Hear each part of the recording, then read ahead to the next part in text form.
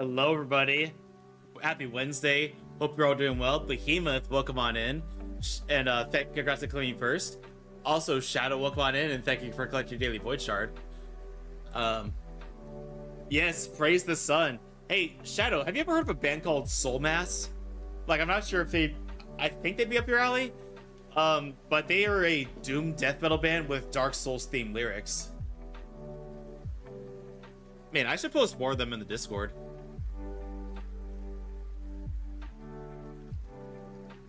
But welcome on in, everybody. As you can see from the title and from the category, we're playing Genshin today, and we're doing Gordon Ramsey, Chef Escoffier's quest. I mean, I joke, but from what I heard, she really is like Gordon Ramsay. You know, strict chef, cares about quality. Can be a bit humiliating to be on the receiving end of their criticism. Oh, I forgot to hit post on the I'm live post. So 1 second.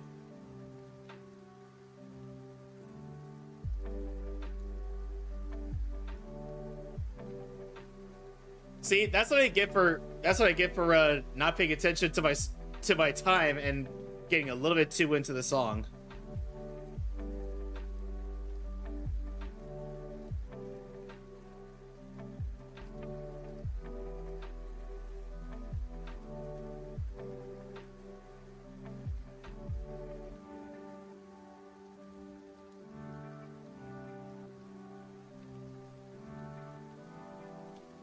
Wait, Shadow, put the knife away. There's no need for that.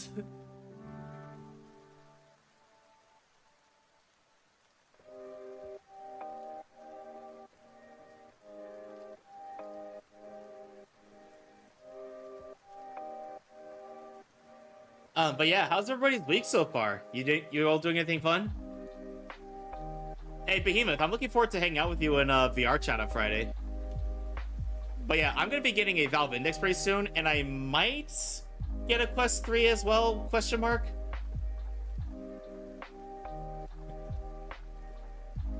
Because, like I said, I heard that Tundra Labs is, I heard Tundra Labs sells refurbished Quest, Valve Index stuff, and I think it might be worth it getting into, especially since, from what I hear, the Valve Index 2 should be coming out later this year or early next year, so it might not be worth paying full price for Valve Index anymore. That being said, everybody, I know some people already donated to the Valve Index I have on Throne. I'm thinking about taking that balance and putting it towards full body tracking instead, but I'm going to reach out to everybody who donated so far and see if they're okay with that. Like, I'm pretty sure they would be, but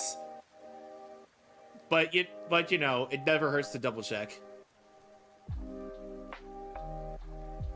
So I know not everybody's into gacha games or anime aesthetic games, but I came across one recently thanks to my friend Liv Snowflake, and it looks interesting. The game is called Silver Palace. I'm not sure what platform it's going to be on.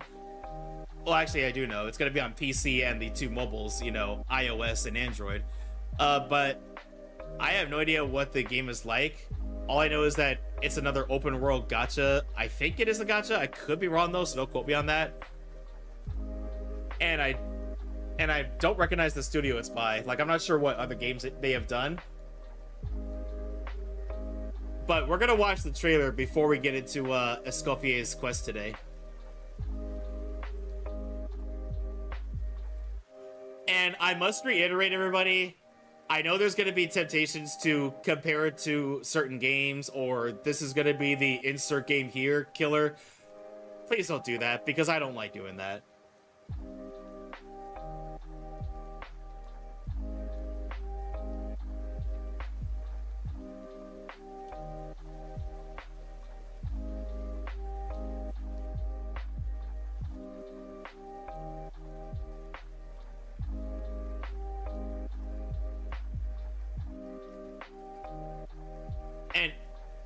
And you know, not trying to be like a party pooper or anything, and I know memers are gonna meme, but the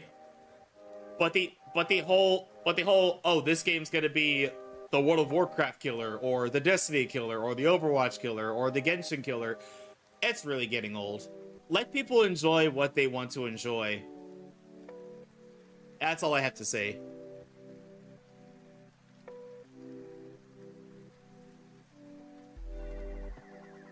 So, that being said, everybody, let me pause the music, because we have a few trailers to watch for this game that I mentioned. So let me go over to the live screen. And also, let me make sure that the browser audio is being captured correctly.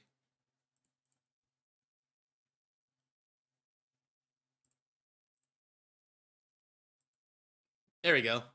And let's watch the trailer, everybody.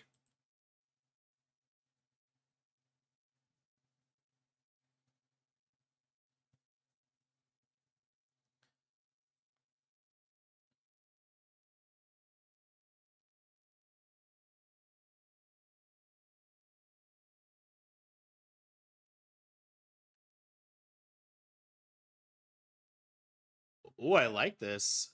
Well, I like how it looks so far.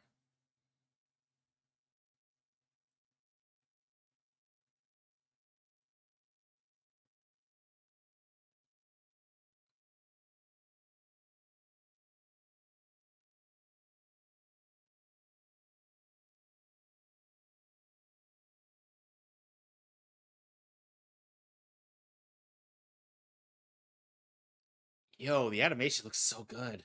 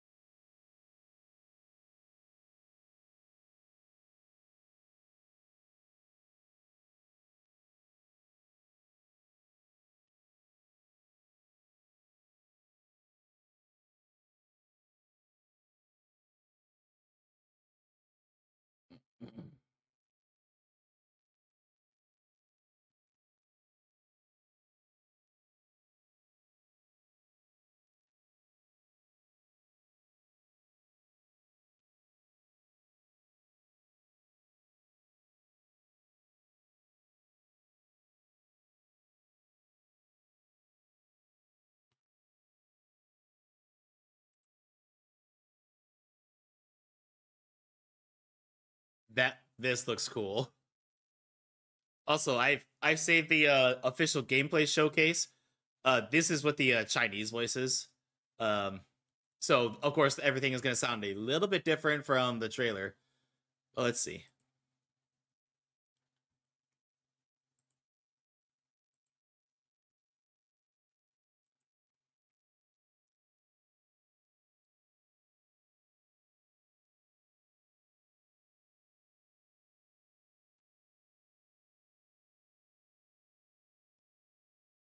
God, the character animations in the world just looks.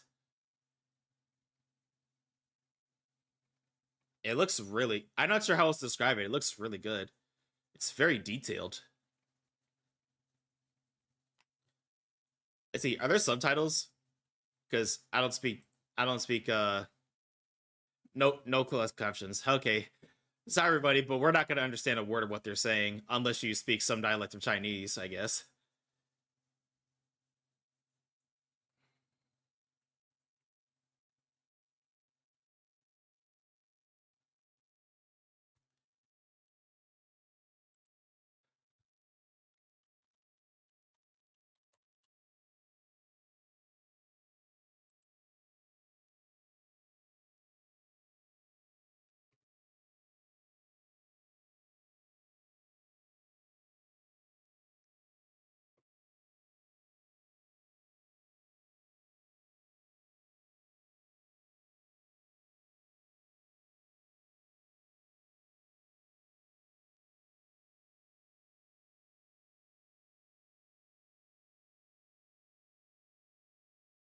Just in, just inspecting a revolver in public. That everything seems normal here.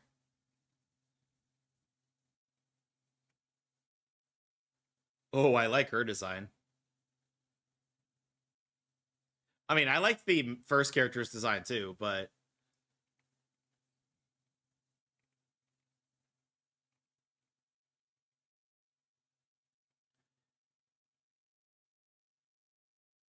oh, and she seems pretty cool too. Looks like she's got a syringe on her belt. I'm guessing she's like a healer of some sort.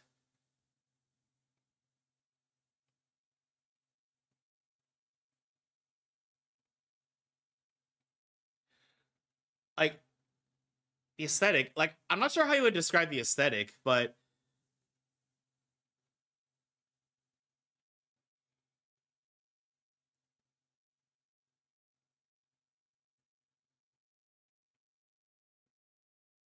oh, you can actually mount in this game.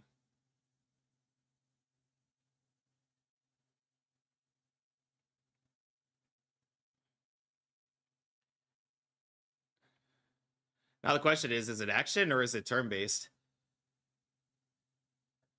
I mean, I'm pretty sure it's action oriented, but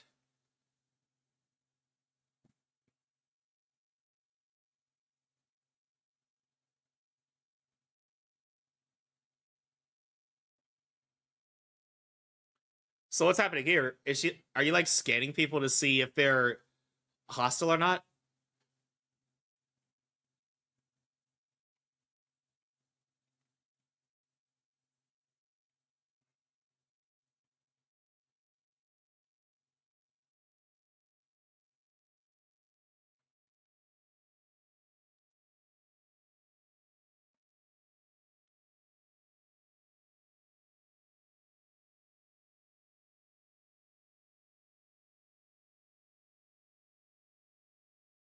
Man, when's this game gonna be out? Because it looks promising.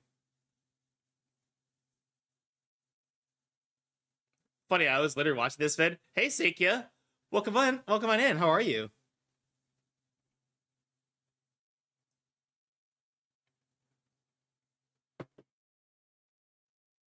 But yeah, I'm really interested in this game when it comes out. And I know what some people are thinking. Kurai, really? Another gotcha? Okay, give me a break. I love these things. Hi from Florida. How is it in Florida right now? Is it kind of hot? But everybody, please go check out Sakia. Sakia is um one of my lovely VTuber siblings. Uh and an IRL friend of mine. We go back since 2002. And Sakia plays some of the same games that we do and then some. Also, Sakia, did you see the clips I posted from the well, I didn't post it in the server, but the clips I made of the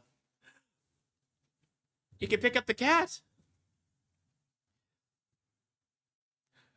Heck, it's been rainy, crazy rainy. Funny enough, there's actually a bit of thunder going on right now over here. I did. It was so funny. Yeah, red button, go boom. After this, everybody, I'll go ahead and pull the clips up.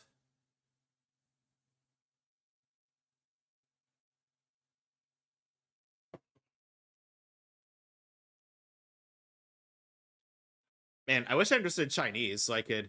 Next time I'm gonna have to be there. Sorry, I missed it. No, say, don't be sorry. You have prior commitments. I totally understand that. Um, let's see. Hopefully, you can make it to the Repo collab this weekend, though. If you can't, then again, it's no big deal. There's always next time. Yeah, I'll be playing Repo with so far it's Lunar it's Dire, B Smiley, Lunaris Chu, and whoever Luna is inviting. Maybe I'll ask Benjamin if he wants to join, because I know he plays Repo. By the way, I think it's funny that every time you play Repo, whenever somebody gets run over with the cart, even if they don't actually feel it, their reaction is to go, ow.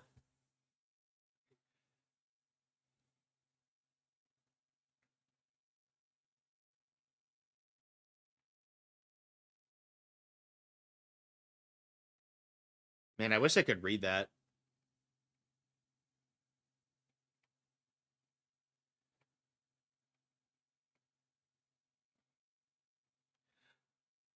And oh yeah, say since you're here, I'm gonna go ahead and ask you what I'm probably gonna ask. What I'm probably gonna ask Luna and I think Scarlet and Liv donated too.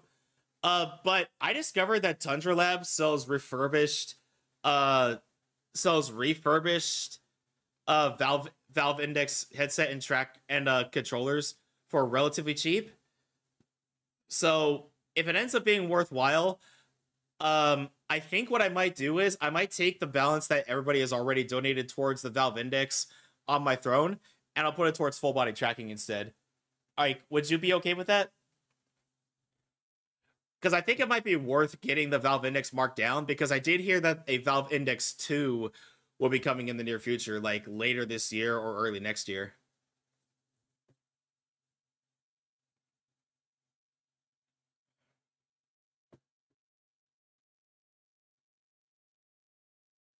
Stealth kill.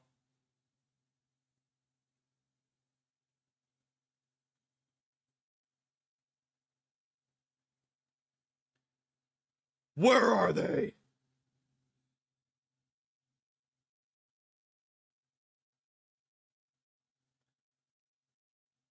I hope you've been well. I've been pretty good.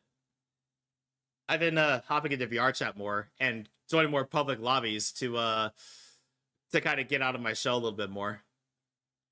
Like, I like to think of myself as pretty social, but I'm trying to like become more social and like also got approved to go back to work. Let's go. I'm happy to hear that, Sakia. But yeah, definitely let me know how that goes.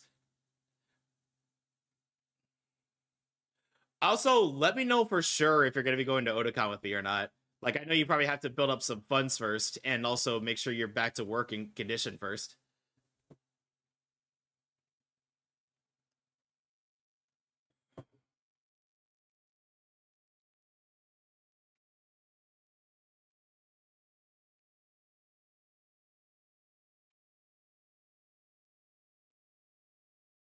Oh yeah, did you hear what I was asking about the Valve Index? If not, I'll just DM it to you.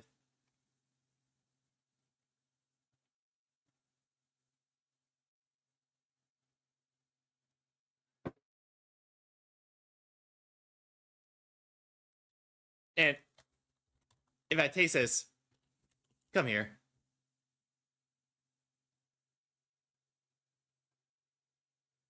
Or we about to. Oh, this. Yep, this is a boss.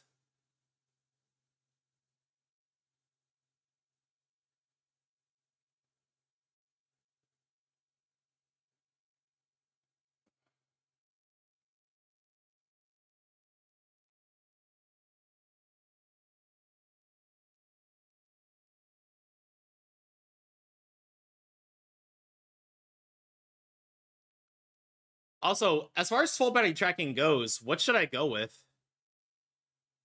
Because I looked at Vive trackers, Tundra trackers, Slime VR, and Mokopi, but I'm not sure what I should go with.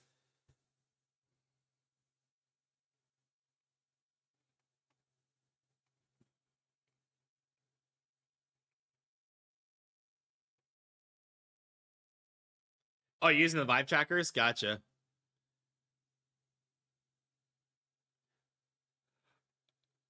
Oh, hey yo, are we being stepped on? I mean, what? I didn't say anything. I the slime lines always disconnect randomly. Oh,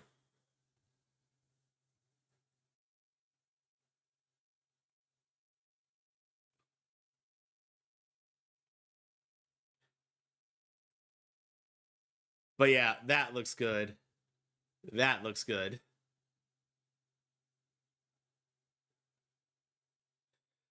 So everybody, we have nothing else to watch, so I think I'm gonna go ahead and go into Genshin, but I'm not gonna start the quest just yet because I'm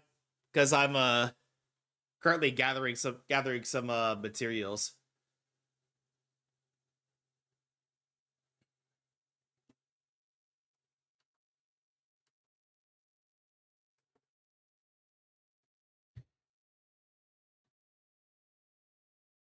But yeah, we are doing Escoffier's story quest today, which I've heard some good things about. And then Thursday, we'll be starting the Fontaine event. Also, let me... Bam. There we go.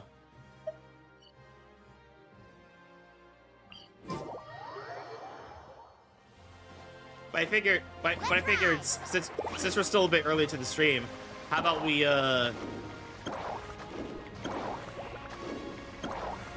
since we're still a wee bit early to the stream, how about we go hunting for some Pyroculi? Need a surfboard?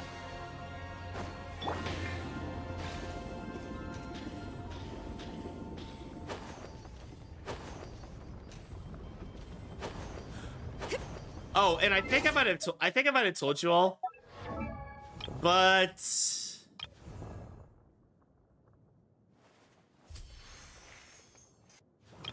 where is she? There we are. I got Escoffier. Oh, and here's a little fun fact. Thanks to Escoffier's passive, Riding Shogun can finally cook.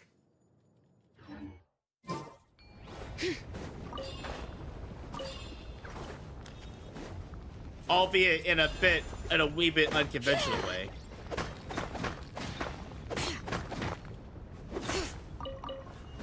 Bring it.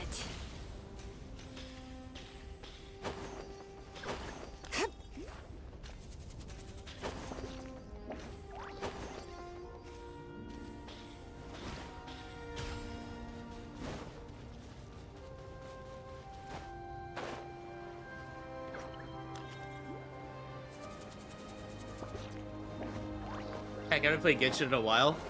Yeah, I still love it. And I understand that you've been busy with other games.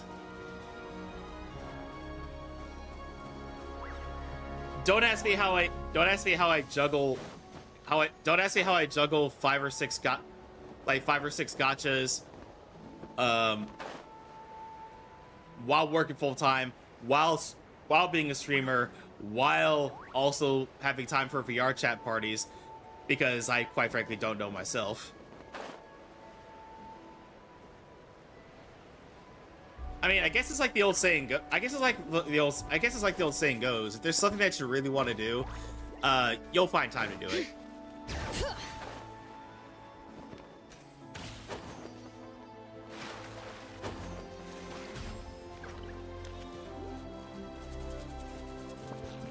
Oh, also say, even if you don't make it back in time for the Ugh, what a pain. Letting Graves name, everybody stand back.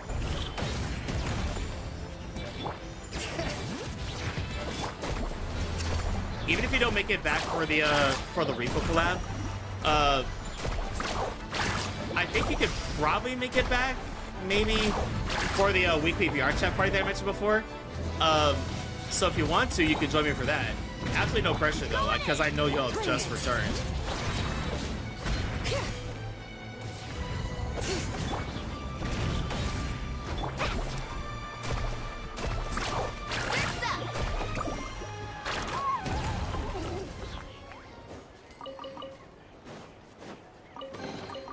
I told you today's our lucky day.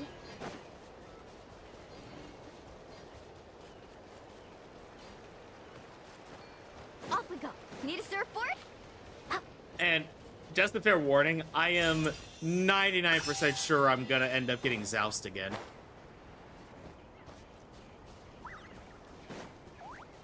But don't worry, I take preventative measures to ensure that, one, I stay hydrated, and two, not gonna end up feeling kind of sick the next morning.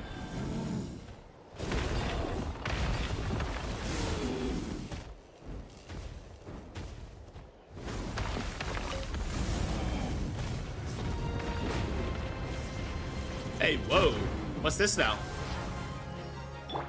Get out of here! Let the mountains veins boil! Teamwork is dreamwork! Carving waves! Woohoo! Let's shred, Sharky! Amazing! Surf's up!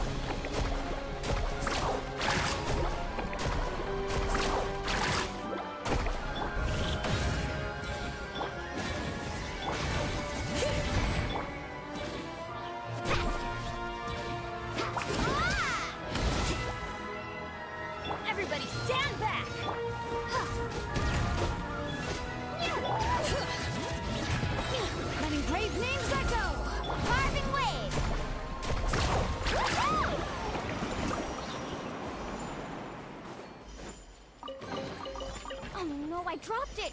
Quick, There pick we it go. up.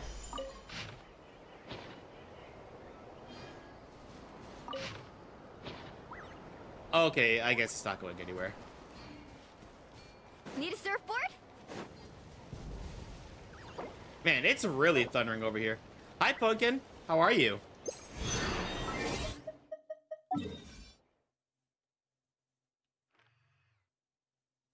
Oh, I guess the ancient sacred mountain is 100% explored now. In fact, almost everywhere is 100% explored. So, I'm tired. How are you? I'm doing pretty good.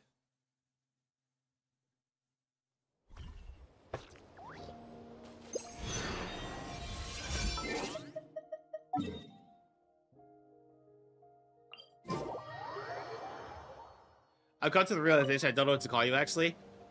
You can call me Kurai, or you can call me Draconis. Like, most people call me Kurai, but, like, a couple people I know call me Draconis instead. Which is fine, if that rolls off the tongue better. Like, whichever one suits you more, whichever one you prefer to call me is what I should say. So either Kurai or Draconis. And heck, one of my Australian friends even calls me Drac. Hello, John Drac. Tabby, what are we gonna do with you? Also, hi Tabby, how you doing, buddy?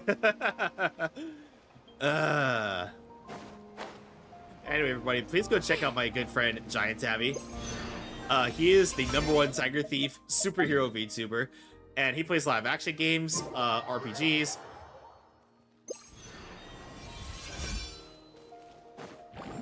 A lot of fighting games, action games, RPGs, and always pushes everybody to be the best version of themselves. A lot of fun, really cool dude to hang out with. So please go check him out if you aren't already. Let's see. John Genshin Impact, my favorite gacha game. Oh, God. What am I gonna do with all of you? And hey, it's good to see you, my dude. Hey, Tabby, I forget. You don't play Repo, do you? Because I think you might have mentioned that it's not your kind of game, but I might be thinking of something else. Off we go. Let's see, probably read our messages. Oh, wait, hang on.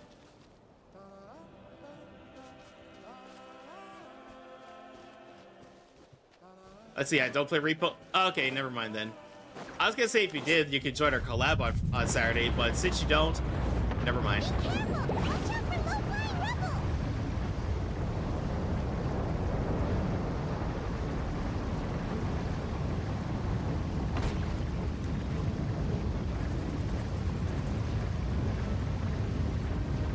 Giant Tabby taught me fireplaces are hot. Yep, he sure did.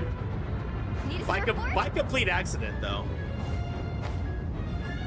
For anybody who doesn't know what I'm referring to, at one point we were collabing in Goose Goose Duck, and Tabby had the vigilante role, and he accidentally pushed Say into the furnace.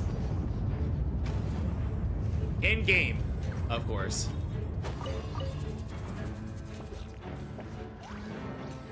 Which I know is I got carried away with power. Yeah, you did. I mean, heck, one time I actually ate you mid-sentence. You had anything too weird this time. Oh shoot! You know what? You know what? I just realized I did not play the clips like I mentioned before. Hang on a second. I'm gonna pull the clips up real quick.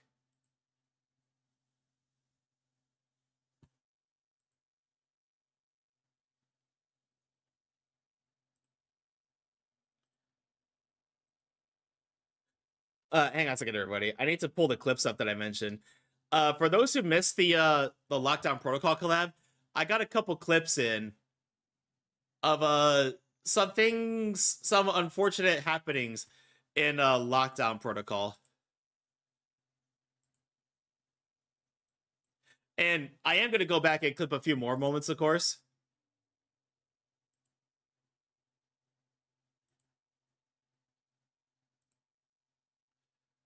Let's see. Also, the fireplace itself isn't necessarily inherently hot. Also, when there's a fire there, or one has been there. Oh, but you is great vigilante. Yeah, Tabby's a great vigilante. We just like to give Tabby grief because he's accidentally killed people a couple times. Heck, one time during a Goose Goose Duck collab, Seika said, "Tabby, I don't think you should have the vigilante role anymore. This is the third time you killed someone by accident with that role active." Anyways, I gotta go sleep. Sorry I couldn't stay. Have a great week, right? No need to be sorry. Thank you for jumping in. With great power comes great collateral damage. Da da da da da da da. Seriously, wherever the Avengers or Justice League fights, oof, insurance has gotta hurt.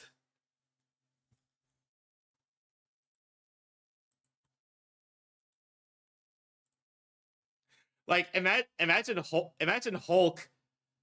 Like, imagine Hulk smashing an enemy with a car that you just paid off. Anyway, everybody. So here's a clip that happened during our recent Lockdown Protocol collab. During a recent Lockdown Protocol collab. And, well, you'll see.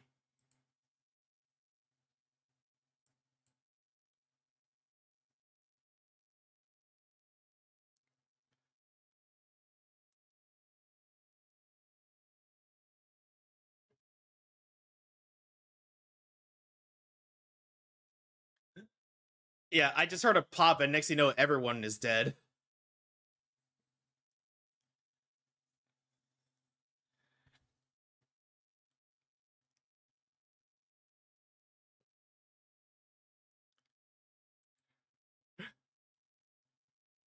But yeah, let's go back to that. Let's go back to that moment again when I realized that something was going on.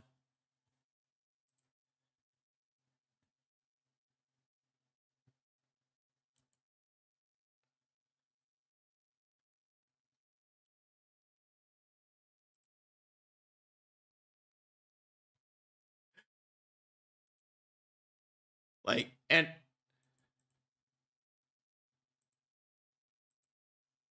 then here's one long after we're dead, and Spodolko found all our bodies.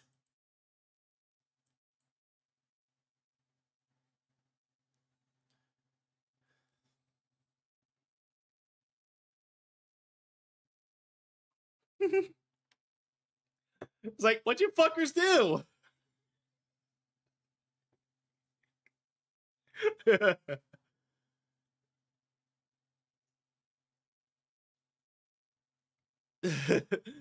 That was good. But anyway, let's get back to the game. And I think I am ready to get into Escoffier's story quest. Which, again, for those who don't know, Escoffier is a chef, and based on the way she carries herself, she is basically Genshin Impact's Gordon Ramsay. It's raw!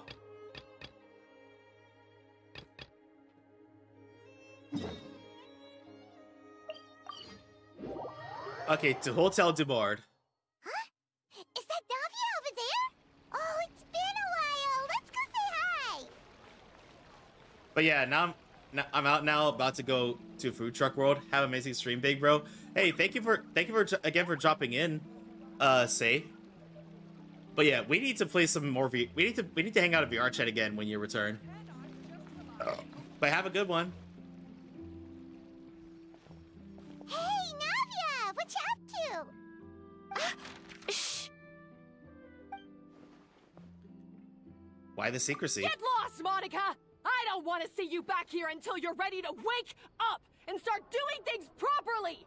Right now, you're a disgrace to my kitchen and to the Hotel de Boer name! It was an accident. I'm sorry, did you hear me asking for excuses? How the fuck is that giving an excuse? No, I'll do better, I promise. Why is she so aggressive?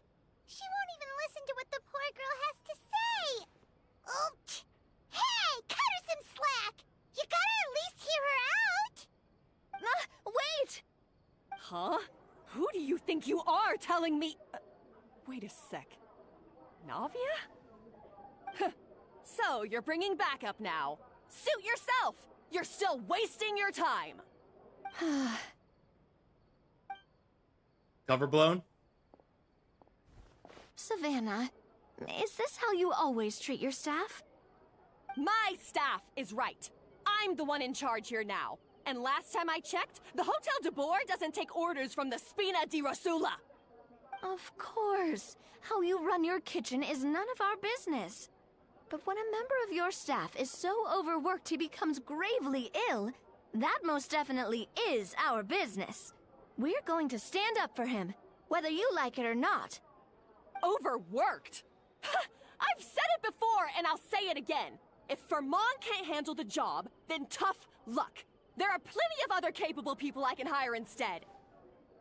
Let's see, why don't people want to work for me anymore? But Vermont can do the job, he just... Monica, back inside, now! Huh? But you said I shouldn't come back until... Just do as you're told, and not another word out of you! Come on, we have work to do! Wow, what a horrible person! Sorry. Looks like I've dragged you into some drama again. So, who was that? Her name is Savannah. She's the new head chef at Hotel de Boer. Ever since she took the job, she's been enforcing a brutal work regime and putting a huge amount of pressure on her staff. One guy was so overworked, he collapsed from illness. He's been bedridden for days, and he can barely even talk properly. I'm sorry. I'm sorry. It's all my fault. I don't deserve to be a chef. At his family's request, the Spina di Rosula is trying to mediate on his behalf. We're not exactly making a ton of progress, as you saw. Savannah is adamant that Vermont's exhaustion and illness have nothing to do with her or how she's been running her kitchen. She's refusing to have any kind of meaningful dialogue with us. Our next thought was to talk to the other chefs at the restaurant and get a better idea of their working conditions. But with Savannah watching them like a hawk, no one has been willing to open up. And that's why I'm here, doing it the old-fashioned way. Camping out, watching, and waiting for an opportunity. So you're waiting for Savannah to leave, and then you're going to approach Monica? Oh, shoot! It all makes sense now. Sorry. Paimon should have thunked before she spoke. Did Paimon ruin everything? Oh, no, not at all, Paimon. Honestly, the way she was laying into Monica, someone had to step in. I'm sure I would have piped up if you hadn't. And besides, I don't really think I'm built for espionage. Either way, Savannah's seen you now, so you probably won't get another chance. Yeah, meaning it's gonna be all the more difficult to get the inside scoop now. Oh, I might as well head back to the Fleuve Cendre then. We'll need to come up with a whole new game plan. Paimon will join you, cause this is kinda all Paimon's fault. Then I'll join you too. Guys, it's fine. You don't need to worry about it. That said, if you were planning to visit the Fleuve Cendre anyway, let me take you out for a meal. I'll make sure it's a proper feast. A really famous chef just joined the Spina di Rosula's tavern. Her name is... Sorry to interrupt. I just wanted to apologize for the scene you witnessed just now. We shouldn't subject our customers to that. This is a small token from us. It's some candy from Monica. She asked me to make sure it was delivered into your hands. Monica's the one apologizing? Huh. Clearly Savannah is the one who owes an apology. Our head chef has been a little highly strung lately. Sorry for everything. Paimon, don't make things more difficult for her. Alright. Since there's candy, Paimon will drop it. Not the candy. Thank you for understanding. We'll make sure to pass your feedback on to Miss Savannah. A little highly strung, huh? Looks like with Savannah in the kitchen, even the waiting staff are on edge. Paimon doesn't get it. How did someone like her even become head chef? Well, according to Fermat's family, she hasn't always been like this. But that's a story for another time. Let's try this candy. So so I'm gonna point out real quick. You'll notice we're back on English dub for the Fontaine story. From what I understand, everybody on the Fontaine staff except for Charlotte has their voices. So we switched back to English dub for both this quest and the Fontaine event. Oh, Paimon totally gets it. Come on, dig in! Huh? Hold on, there's something written on the wrapper. Find Escoffier?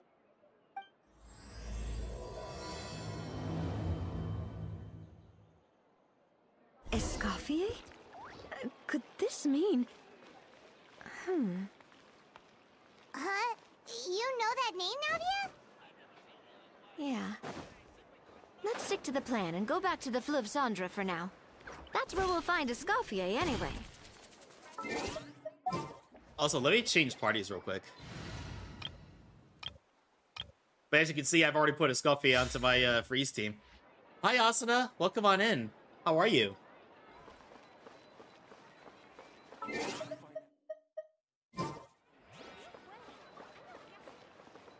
Also, let me give a shout out to Asuna. I hope you're doing well today.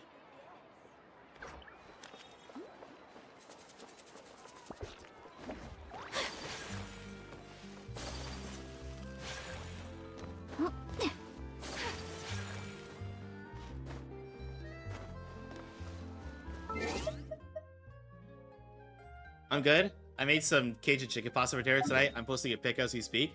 Oh, nice. I'll have to take a... Fuck. I'll have to take a look after this. I'll have to take a look after stream. But I would love to see it.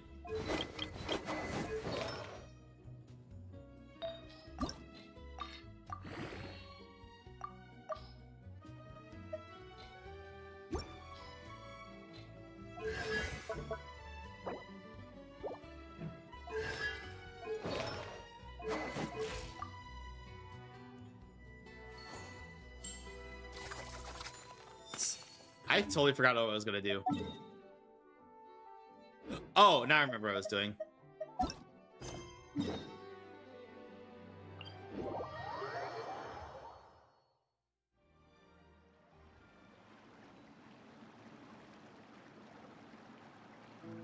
So, who is this Escoffier anyway?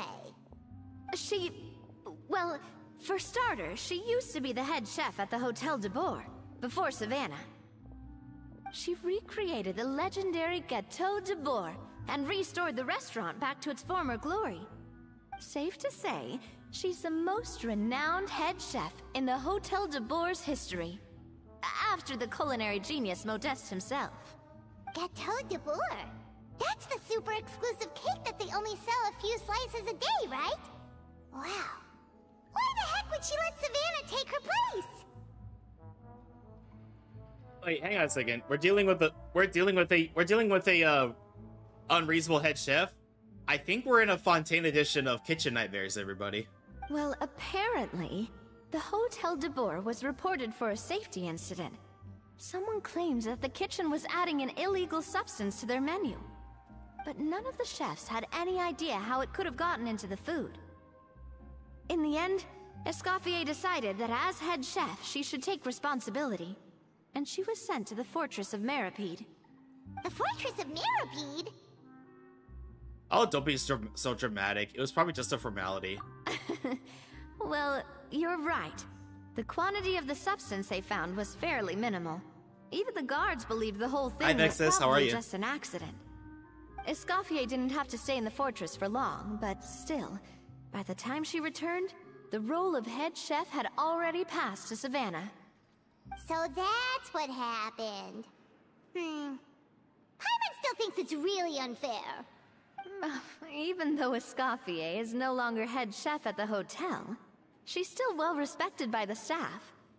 So, I'm guessing what Monica wants is for us to convince Escoffier to try and negotiate with Savannah on the staff's behalf. Oh, Paimon gets it! Monica wants Escoffier to come back and kick Savannah out.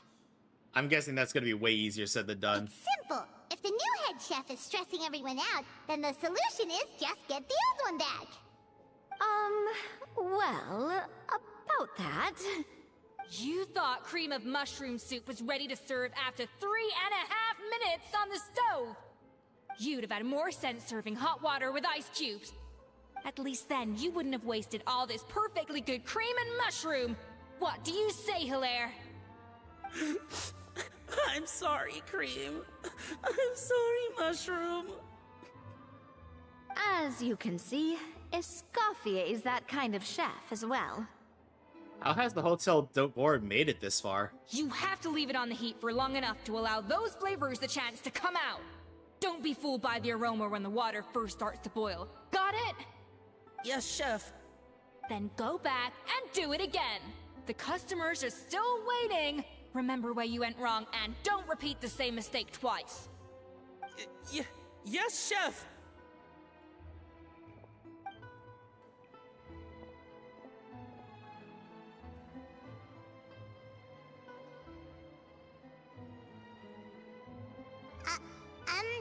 Excuse us, Waiting to be served?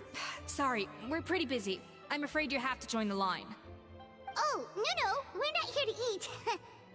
So you're not paying customers? Then I'm afraid the wait will be even longer. Let's see, who voices Escoffier? I didn't check. It's hard to talk to Escoffier when she's in the zone. Let's take a seat. We can catch up while we wait. I had to let Vivian go, and I'm debating to pull in Hugo's last name while I have the chance, or Hugo last name wait for a re. I'm waiting for Yizhuan. That's all I'm gonna say. Oh, excuse me. Looks like the rush hour is finally over. Is it always this busy here? These days, yes.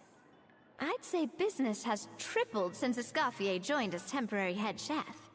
She didn't want to go back to Hotel de Bord? Well, in her words, the Hotel de Bord doesn't need her anymore. It doesn't look like she's got any plans to go back. I guess I'll be heading off then. Wait, take these home with you. We can't serve them now, and there's no sense in letting them go to waste. Oh, thank you, Chef. For what? Like I said, I just don't want them going to waste. Oh, and tell Fiamma to get well soon, so you're not running yourself ragged every single shift. Fiamma. That's the second time we've heard that name. Who is that again? He's the chef that fell ill from stress. Hilaire is his son. And with Mom stuck at home taking care of Dad, he decided to pick up some work to help pay the bills. Escoffier knows their situation, so she's been making some extra food every day for him to take home. Hey, I heard that, Navia! Hey, Yogurt, welcome on in. Let's see, what were you playing? Oh, you were playing Dead Space. How's that going for you? Yogurt Stripper has brought their community to the Void Legion. Welcome in, Raiders. Welcome in, Raiders. Hi, how are you? Hang on, let me snooze these ads so that our new friends isn't don't get slapped in the face with ads right away. Genshin is going well today. We're meeting Escoffier, who is basically Genshin's version of Gordon Ramsay.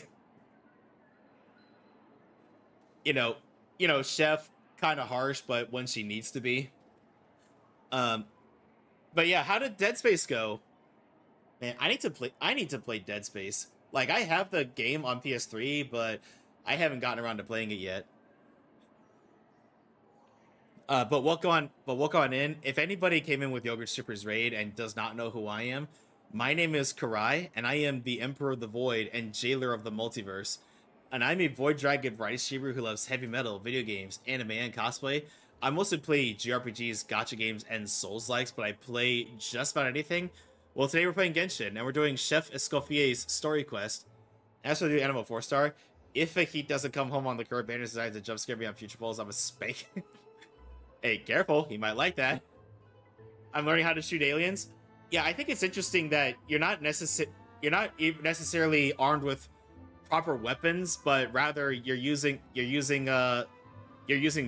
tools that a mechanic uses, which is an interesting concept. But yeah, Dead Space is pretty terrifying, despite the fact that you get weapons in the game. Like for me, I always prefer the horror games where there is no means to defend yourself, because your helplessness fuels your fear. Oh, true, the weapons do be pretty cool. I mean, like, you have what, like a fusion cutter and that kind of stuff. Like, they're not proper weapons, but they get the job done. And I was actually watching a YouTube video a while back of basically it's about Heartbreaker trophies that stopped us from getting a platinum or 100%ing the game for those who aren't on PlayStation. And one person in the video mentioned Dead Space, funny enough, and the trophy in question was Epic Tier 3 Engineer, and the requirement to do that is you have to do an entire playthrough on the hardest difficulty. And in that difficulty, it takes a lot more to kill the necromorphs, and ammo and other supplies are very limited. So yeah, way easier said than done. I just got a saw gun thing and I'd be slicing. Oh man, I really need to play that game. Although, should I play the original on PS3 that I managed to get my hands on, or should I get it on Steam?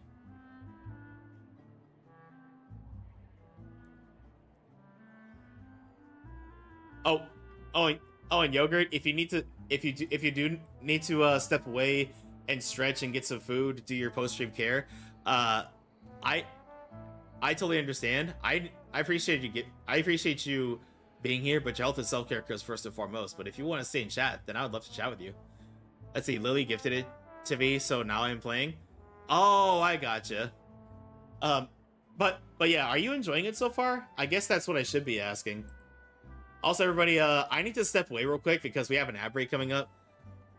So I'm gonna go ahead and let these run, and then when we get back, we will continue the story. Like, sorry, I am trying to prevent pre-rolls from hitting newcomers in the face with pre-rolls. So I'll be playing my ads, and then we'll be back.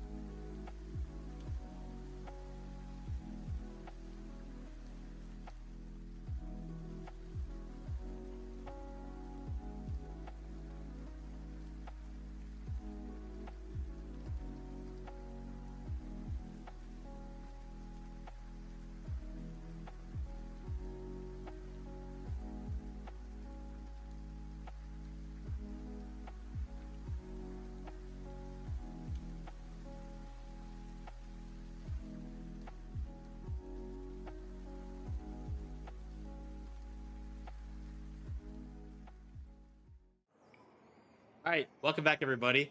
Again, sorry for the ads in the middle of the stream, but again, I'm trying to prevent pre-rolls from hitting new viewers and raiders in the face when they come right in. So I have to play like 3 minutes of ads for every hour to prevent pre-rolls from going in. But anyway, let's keep going. I've told you before, no one's making extra food. Hilaire's making blunders in the kitchen, and I can't serve his failed dishes, so he might as well take them home. Yeah, failed dishes that just so happen to be nutritionally complete every single time. Got you there. So, you two must be the world-famous traveler and her companion, Paimon, yes? Is there something I can help you with? Oh, so you know us already. I'll skip the introduction then. We are here to talk about Savannah. Since Hilaire is working for you, you must be aware of the situation with Savannah. Oh, I certainly am. The Spina's headquarters are right next to the tavern. And I've lost count of the number of times Navi has come to pester me about it. But I don't work for the Hotel de Boer anymore.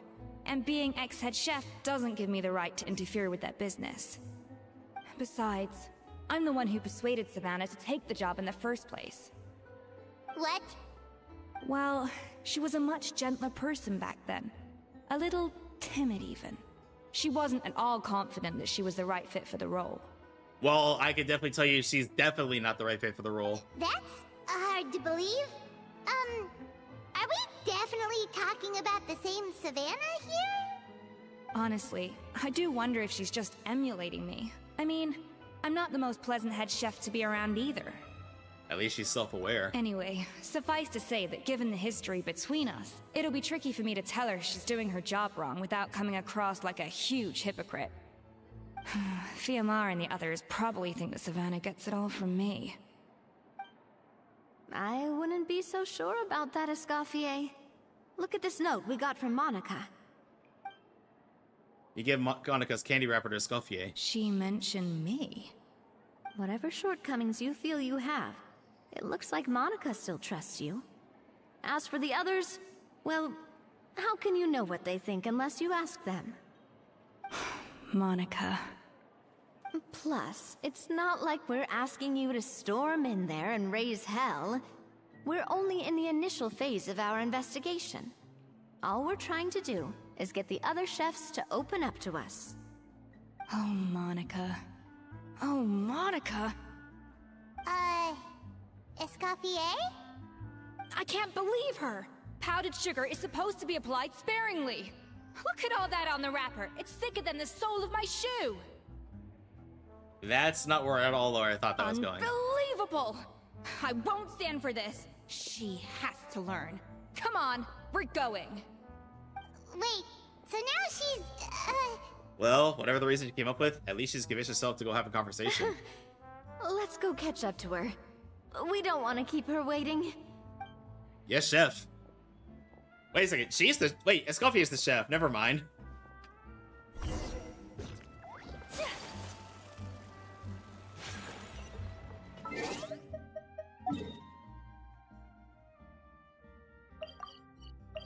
Oh, I hate it when I do that.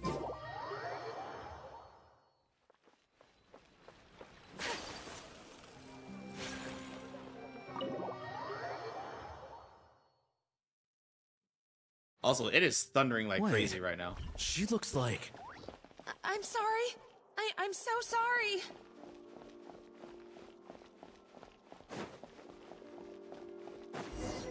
Oh, here we go. I'm sorry. I'm so sorry. I messed up your order. Oh, I wouldn't go that far. Maybe the taste is a little off, but if you hadn't brought it up, I don't think I would have noticed.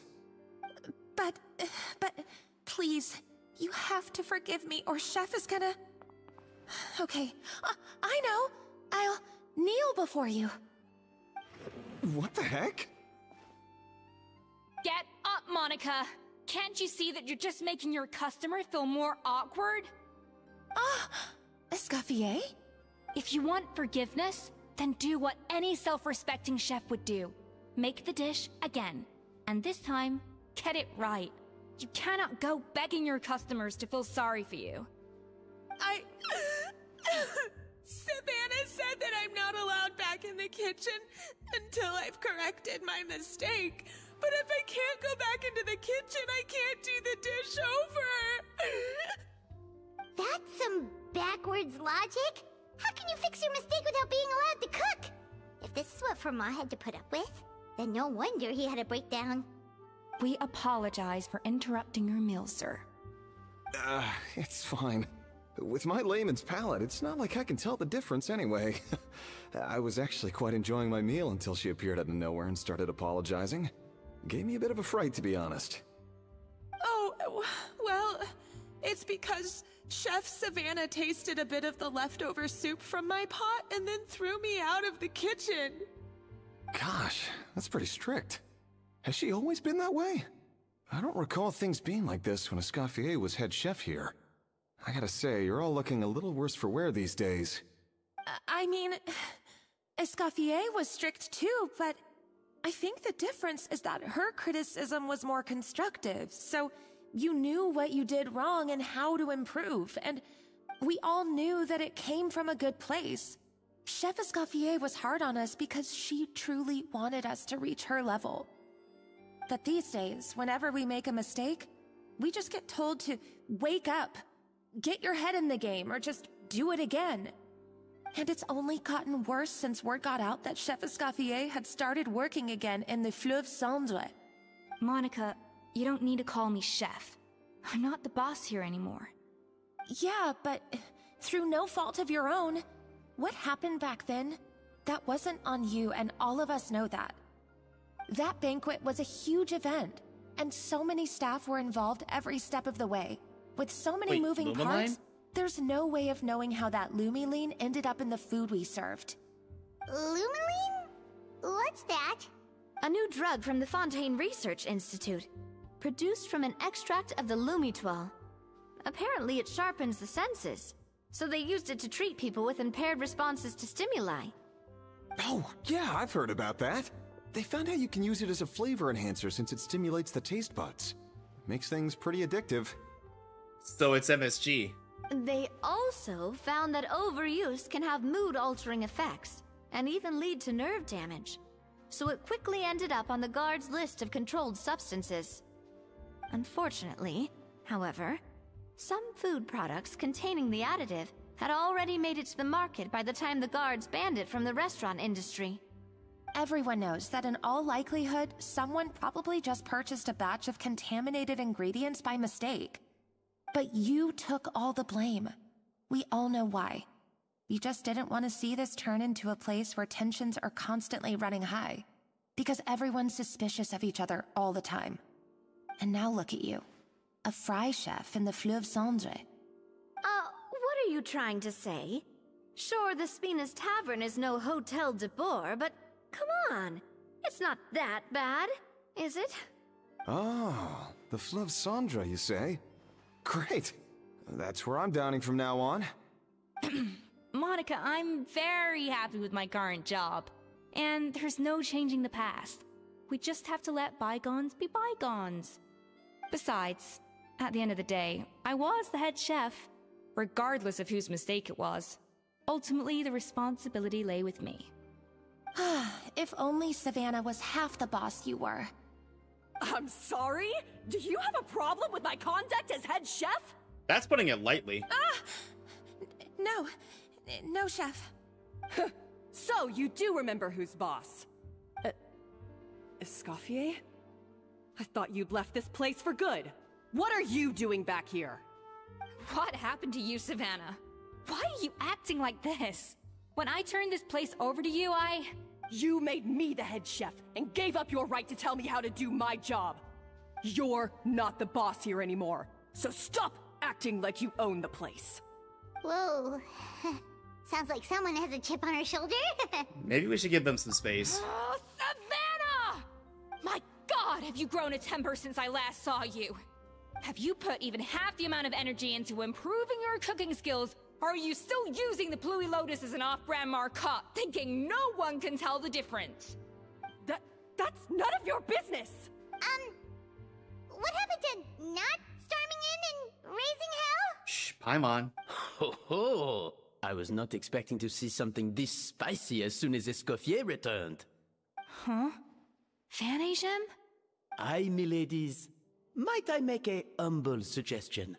Given that we have ourselves a tête-à-tête between chefs at the Hôtel de Bord, I dare say it would be de rigueur to settle this the traditional way.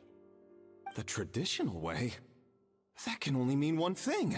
Sounds like we're in for a history lesson. That's right. I'm talking, of course, about the tradition established by Modeste himself. The cooking contest!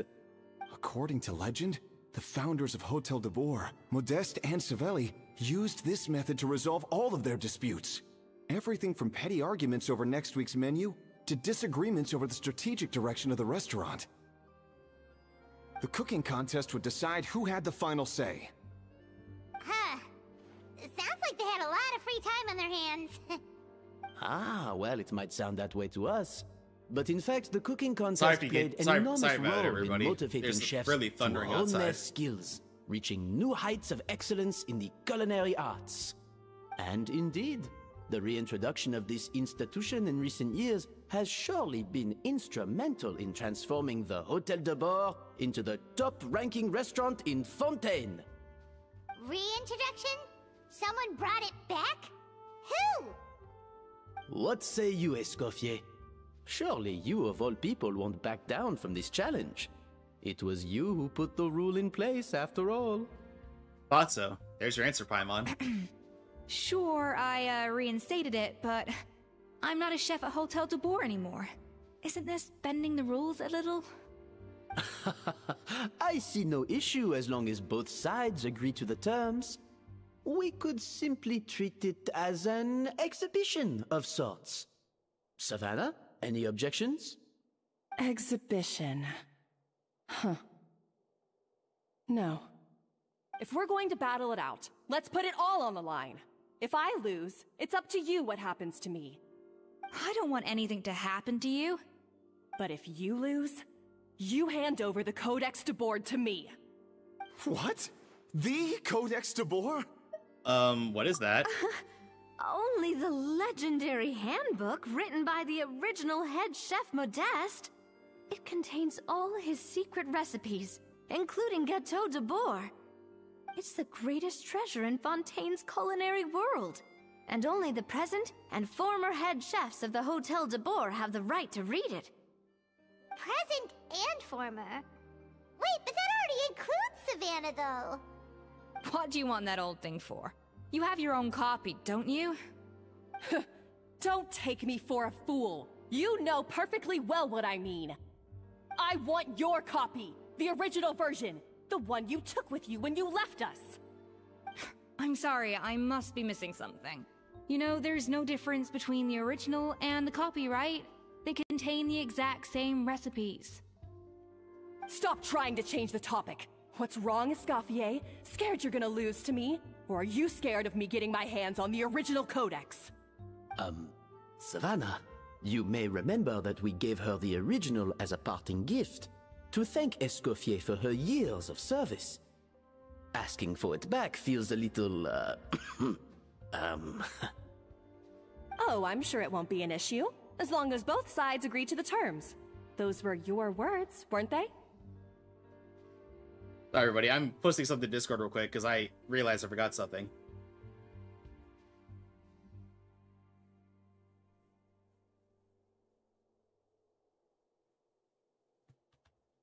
And as for the contest itself, let's make it a bake-off. Gâteau de Bord, per the recipe in the codex. Well, Escoffier, you against me. Are you in or out? You sound surprisingly confident. All right then, let's see how much you've actually grown. I hope you surprise me, Savannah. I'd hate to find out that all you've learned after this long is how to chew people's heads off. Believe me, I'll show you. I cannot wait to see her get humbled. Are you sure this is a good idea? You accepted her terms a little hastily. Oh, it'll be fine. Let's head back to the Fleuve Cendres so I can get prepping.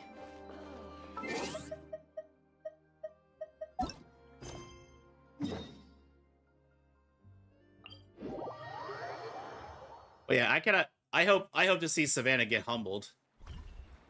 Absolutely no one should be talking to anybody that way.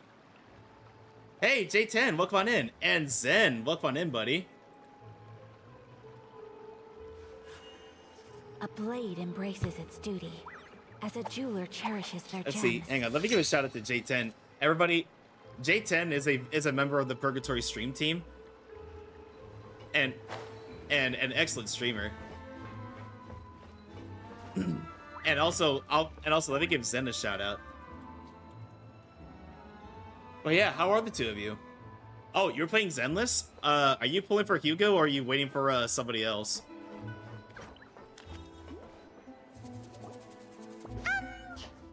So, this whole bake-off thing kind of came out of nowhere. Was it really sensible to It was just a while go ago? along with Oh, it? gotcha. Well, I got a sense that she's holding something back. But we chefs always express ourselves in our cooking. So Yizhuan? if she won't Yes, talk, I'm waiting for Yizhuan as this might well. be the best way to find out what's really going on with her. Huh? Holding back? Sure didn't sound that way to Paimon. Was playing for Vivian and Jane. Hey, both of them are solid choices. Escoffier only picked up on it because she's the same way. Always closed off, never letting you know what she really thinks. After this dialogue, everybody, we will vote for Waifu of the Week. That's patently false, at least where your macarons are concerned. I've been nothing but truthful with you about the disgraceful amount of sugar you use. Okay, that's one case where you can keep your thoughts to yourself. So anyway, what's this Codex de Board she's so obsessed with? Oh, that? Well, it's not so much a recipe book as a diary of Modeste's adventures. Back in the day, he and his good friend Savelli explored far and wide, partly adventuring, partly looking for new ingredients and developing new recipes. Their creations had an enormous influence on the course of Fontaine cuisine, turning it into a much more vibrant and diverse scene. For instance, legend has it that the original Gâteau de Bourg was made using a special secret ingredient that Modeste discovered on one of his adventures. So rare was the ingredient that they could never make more than 16 slices of the cake per day. But everyone who tried it claimed that it was one of the most blissful and invigorating things they had ever tasted. By the way, oh, random question, everybody. Who else is getting Doom the Dark Ages? Modeste and Savelli went on to found the original Hotel de Bourg, which catapulted them to stardom in Fontaine's culinary world. Especially Modeste. He was hailed as a once-in-a-generation genius, and over time, the recipes from his adventure log became known as the Codex de Bourg. Ah, Paimon's heard this kind of story before. Armed with the Codex, the Hotel de Bourg took its rightful place as the finest restaurant in the land, Let's see, serving I'm those broke. recipes for Well, you got time to centuries save for her. come. Something like that? What? No, of course not. Cooking is a constantly evolving art form. How could any restaurant survive if they only served food that was popular last century? Anyway, never mind centuries. Savelli and Modeste parted ways not even 10 years after their rise to fame. Then, Modeste passed away while he was still in his prime. But anyway, let me give you these, Zen.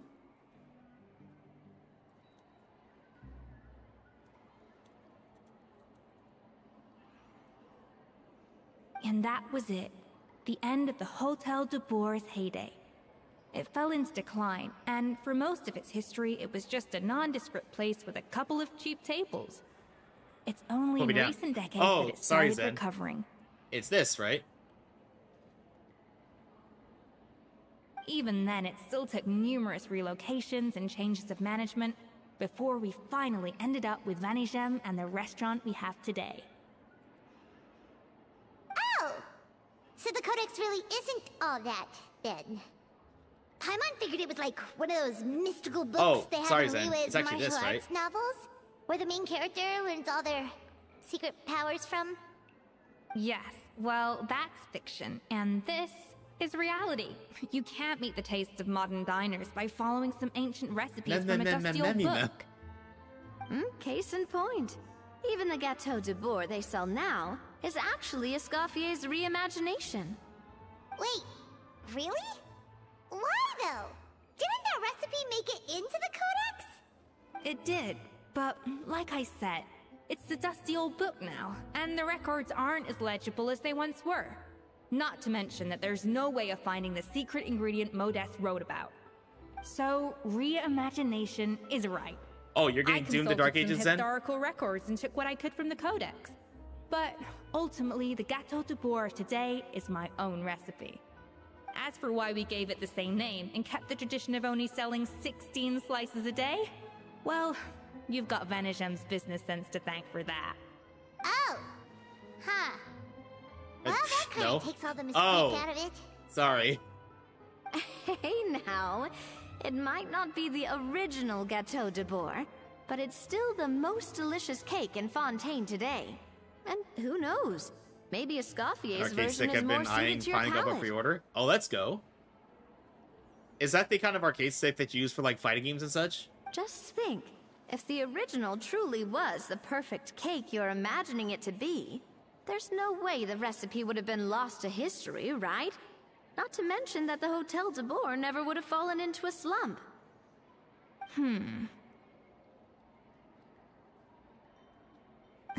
Anyway, before I left my role as head chef, I made a copy of all the recipes from the codex, including my own improved versions, and turned them over to Savannah. You're looking for a new controller to replace my current one?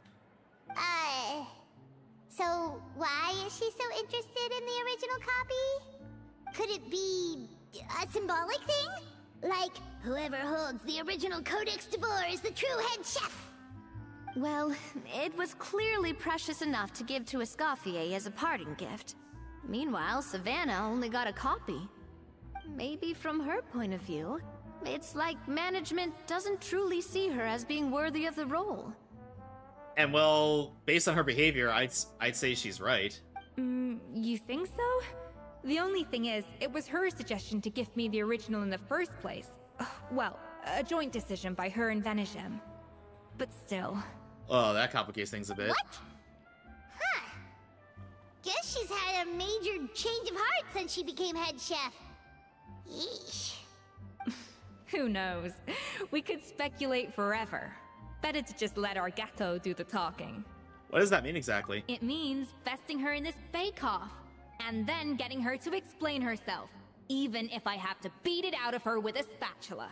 You don't mince words. However much she's changed since we worked together, I believe that she still has her chef's pride. And if she respects the art, she'll respect the outcome of our contest. Well, I'm confident that you and your spatula can get justice for Froment. All you need to do now is win the contest. But that should be a breeze for you. Had to pop my neck. Let's not get too ahead of ourselves. Gâteau de Bourg is very complicated to make. Usually, it takes 3 chefs working in tandem to cover everything. Now, if I had to push it, I could probably do the work of 3 chefs myself. But I'd prefer to play it safe if I can find a couple of assistants in time. Well, that's easy. The 3 of us are veterans in the kitchen. You just need to pick 2 of us. Well, I have heard the Traveler is an accomplished cook, as well as a warrior. But be warned, I will hold you to exceptionally high standards. Think you're up to the task? Bring it on. Oh, count me in too. I've spent weeks perfecting my macarons after your scathing review. Even if it means competing against the Traveler, so be it. I'll show you what I'm made of. Confident. I like it. Alright, let's start with some elementary mise en place. Show me your knife skills.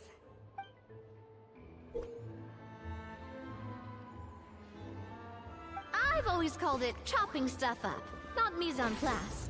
But it's basically the same thing, right? Oh, Navia. The difference in... Looks like you found that easier than I expected. Yeah, thankfully it was pretty straightforward in the end. You made it sound like we'd be carving statues out of fruits or something. There's something you don't see every day. Paimon with a knife. Well, brace yourself, because the next step is anything but straightforward. I'll be using this cold press to extract flavor compounds from the ingredients. What's a cold press? A kind of special food processor I got the Fontaine Research Institute to make for me. It uses cold temperature extraction to isolate the essence of cooking ingredients, which can then be used to flavor dishes more precisely. But this isn't exactly standard kitchen equipment, so that probably didn't make a whole lot of sense. Let me give you a demonstration instead. Okay, everybody, so, like I said, we gotta vote for Waifu of the Week. So, everybody, we do Waifu of the Week every Wednesday, so if you want to see your favorite video game or anime waifu win, all you need to do is nominate them in Discord. All I ask is, video game or anime characters only, and this should go without saying, but no lollies, please. I don't care if they're 500 years old. If they look like a kid, don't nominate them. So, first up, we have Zani from Wuthering Waves. Let's see, a former external security expert for Ignis... Oh, I'm sorry. Wrong. I read the wrong one. She is a staff member of the Montelli family's Alvarado Bank in Raguna. As a serious and reliable Montelli employee, Zani follows a strict routine and manages tasks with ease. For years, she has clocked in on time without fail, finding as much enjoyment in her well-ordered life as in her carefully planned moments of leisure. Next up, we've got Vivian Banshee from Zenless Zone Zero. Let's see. Vivian has been announced from society since childhood, so she mostly wants to integrate into society. And she has a close circle of people, but she feels lonely. As she is this type... as she has a desire to show her suffering. And a great sense of inadequacy forces her to shift responsibility to others for their suffering. Bear with me, this is the best I could find. And Vivian keeps a lot of emotions to herself, but overall she just doesn't want to get too close to anybody because she's always seen herself as a beacon of bad luck and bringing suffering to others. And also she's really obsessed with Lord Phaethon, aka us. And last but not least, our head chef Escoffier. Escoffier is the owner of an unnamed restaurant that frequents places of orders with a collective of plenty for Vares's fruits. She is very strict with the quality of food she uses and her dishes. She examines her orders meticulously, rejecting it completely if she discovers even one imperfection in the order. These standards have resulted in her being extremely strict and gathering a reputation as the demon chef, even with the tiniest lapse of judgment resulting in a quick and harsh scolding from her. Despite her ferocity, Escoffier is more considerate to those she sees as friends, such as Farina, Navia, and the Traveler. While still criticizing mistakes, Escoffier takes the time to go over them and directs them to improving their dishes. She also acknowledges talent when she sees it, reassuring those under her tutelage that they have capacity to do better and meet her standards. Again, everybody, your nominees are Zani from Wuthering Waves, Vivian from Zenless Zone Zero, and Escoffier from Genshin Impact. And let me get this poll going.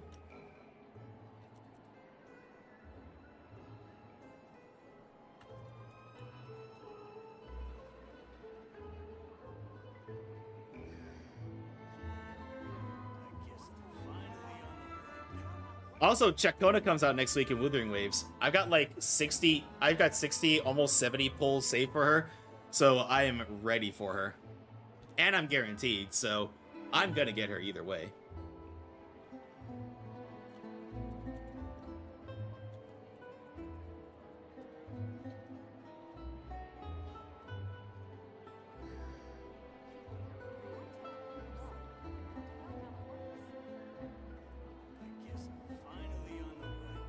Alright, poll is up, everybody.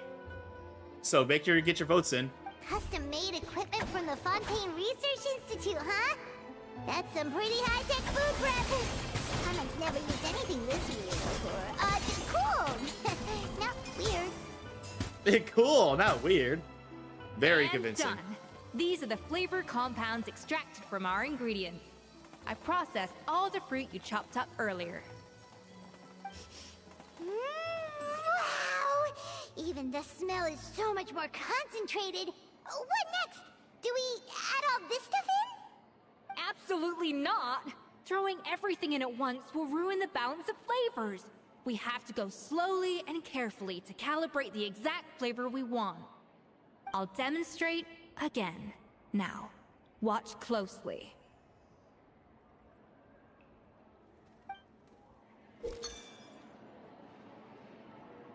Learn at Escoffier's feet and master her precision cooking.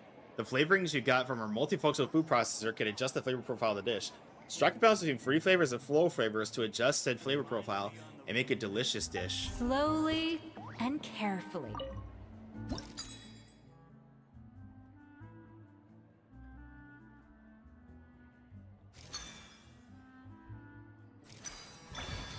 Okay, that was easy.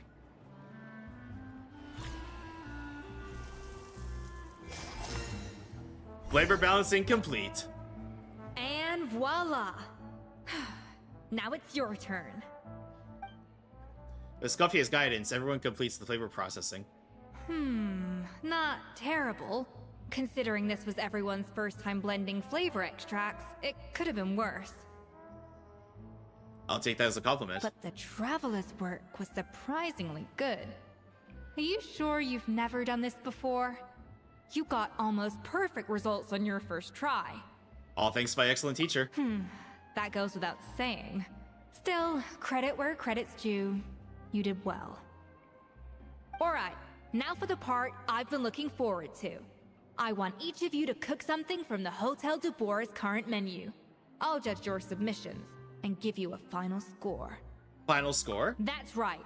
The true test of your cooking skills is the finished product. It'll be good practice for the contest itself. Now get to it. Chop chop! Interesting choice of words.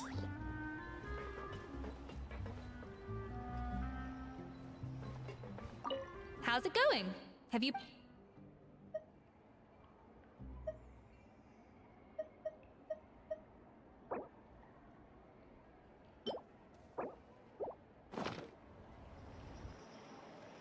Escoffier's face lights up as you present your finished dish. Look at that! With the grace of a snow-winged goose, as I like to say. Now, let the grating commence.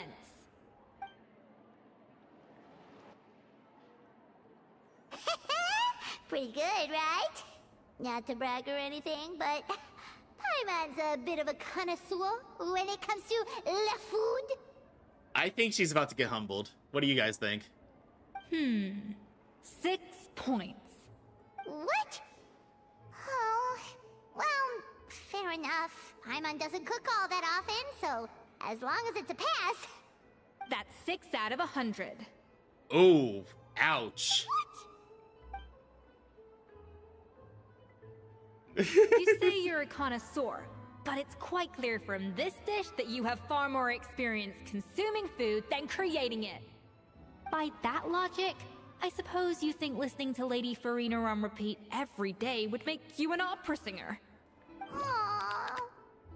Ouch. Cut Paimon deep to the core. Me next, me next. I'll have you know that this batch of macarons has 2 whole tablespoons less sugar than my previous ones. So you went from 12 tablespoons to 10? Well, it's nice to know you actually measured it out. Because it tastes like you just threw in whatever was left in the jar. 6 points. Aww. Yikes, she's a harsh judge. Now to the final dish.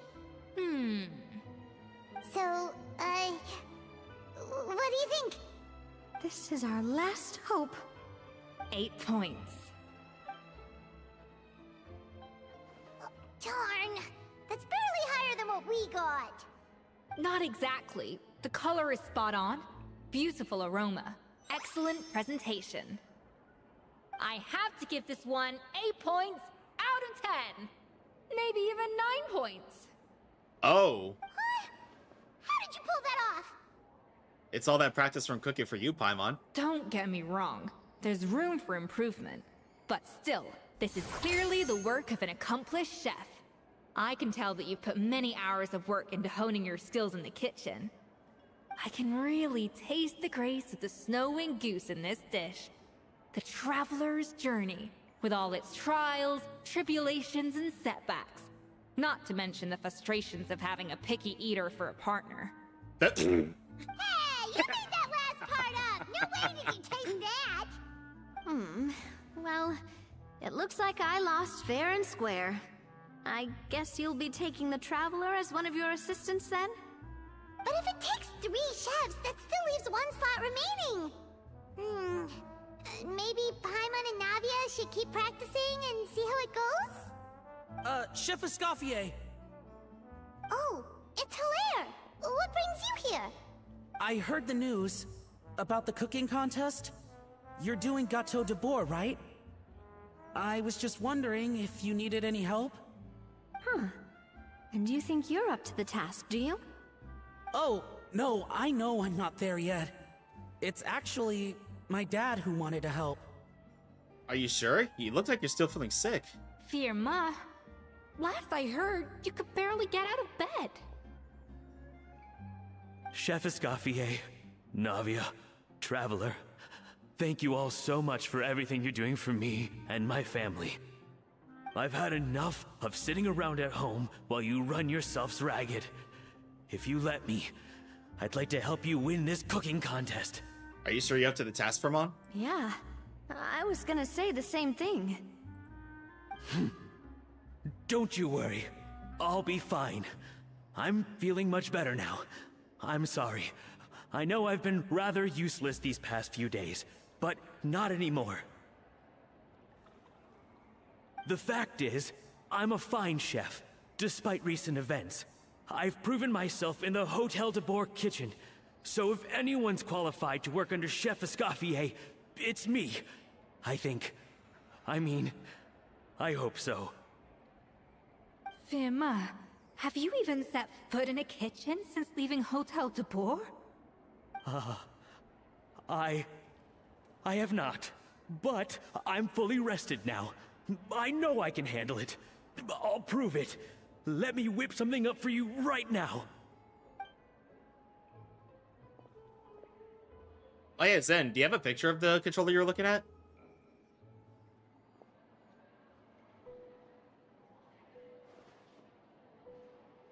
Huh? That's strange. Why are my hands shaking? What do you call this, Firma? I can't seem to grip my knife. Do it again! Again!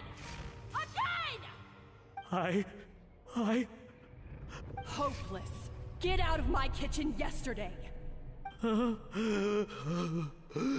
Dad, what's wrong? I don't understand. I was feeling so much better, and then Will I never be able to work in a kitchen again? Dad, talk to me. What happened? I think the real issue here is not physical exhaustion, but psychological trauma. Monica, when did you get here? Even I didn't notice you arrive. Probably because you were all concentrating so hard on your cooking. I didn't want to interrupt your flow. But anyway, Firma, I'm so sorry. If only I'd known how serious your situation was, I would have stood up for you sooner. You have nothing to apologize for, Monica. During those long nights of redoing every order, you were the only person who looked out for me. Oh, come on. All I did was make you some tea. I doubt it was much help. Savannah was so ruthless toward you. I probably should have brought you something stronger. She sounds like the worst. Alright, another Savannah horror story. Let's hear it. She's been getting harsher and harsher on us ever since she heard about Escoffier's new role in the Fleuve Cendre. Seems like no matter what we make, she'll find something wrong with it. What is this? It looks like a dog's been at it. In the trash now! Oh, and the winner is Escoffier. See, Veressa, it was nice having you as waifu of the week, but it's time for the head chef to take the role.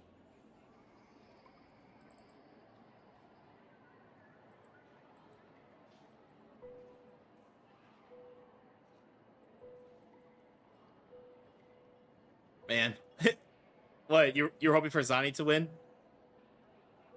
Hang on a second. Let me also update the trigger fire. I'm waiting on this new GameCube controller. Oh yeah, you were mentioning it earlier, I think, right? Like in another server that we're both in, that is.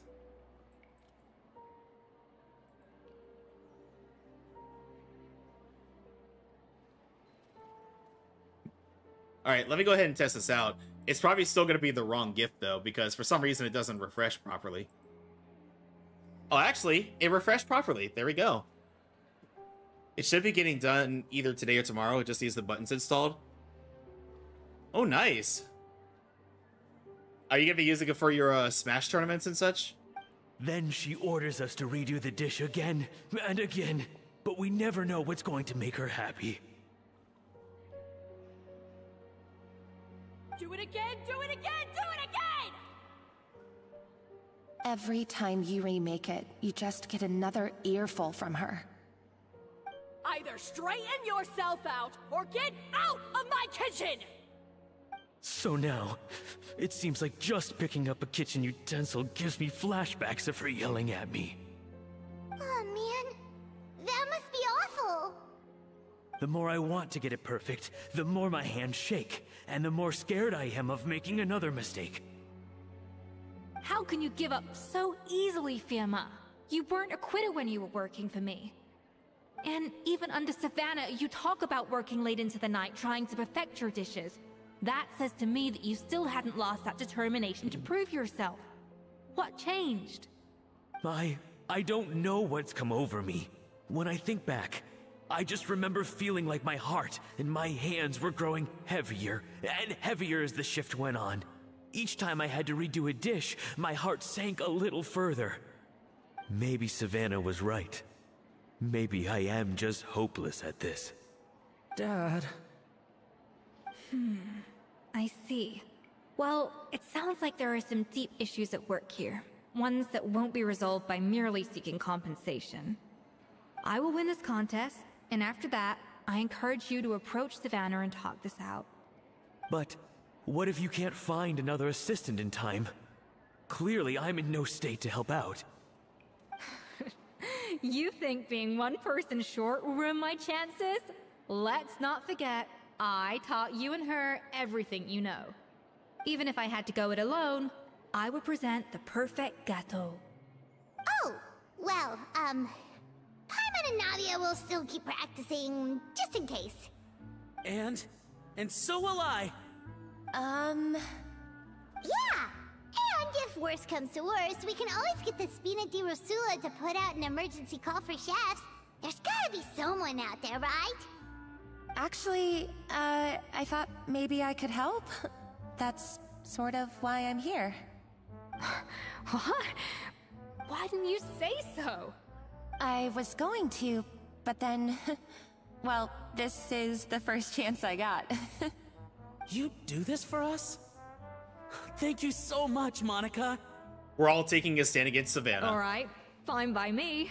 But aren't you still working for Savannah? Joining the other side seems like a guaranteed way to put your future employment in jeopardy.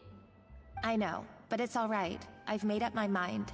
With the way things are, I can't keep working for Savannah much longer anyway. Unless I want to become the next Fermat. I'm done with sucking it up. It's time to try and turn things around. If this cooking contest can get Savannah to see the error of her ways, then I'm sure she'll forgive me for this. I hope you're right. Well, Paimon didn't think we'd be poaching from Savannah's staff to get our third person, but there you go.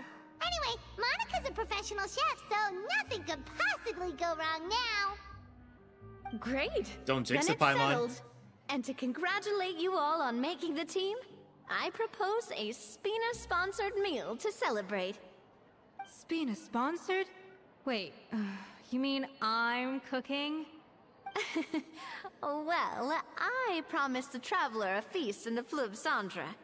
And I know how much you've been looking forward to it. Yeah! Feast, feast, feast! I can help cook. It'll be good for practice for the contest. All right, if you insist. Then prepare for some of the finest food of your lives. Escoffier treats everyone to a spectacular feast. Oh. Wait. I gotta take a screenshot of this. That's not a bad idea, actually. Wait, hold on. You need to finesse that further. She just got plenty of praise and taught me an awful lot too. The time seemed to fly by. That was a dream come true. I never knew Fontainian cuisine could be this good.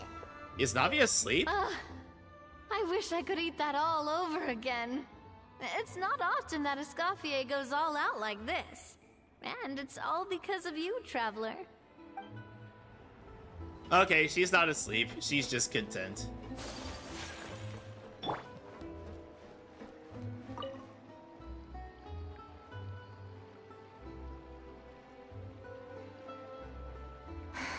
Why, Savannah? Why? What are you up to? Oh, nothing. I was just flicking through the original Codex de Boer. I wanted to see if there was anything I'm missing. Something I hadn't noticed before. That might explain why Savannah's so desperate to get her hands on it. But I can't find anything. It's just some hastily scribbled recipes in between diary entries from Modeste's adventuring phase.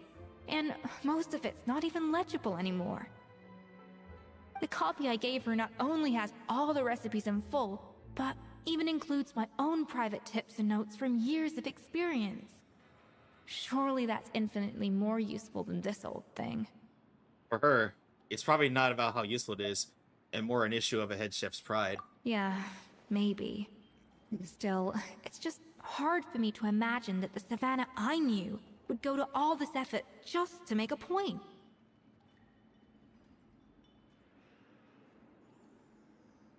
We were. At least I always thought we were.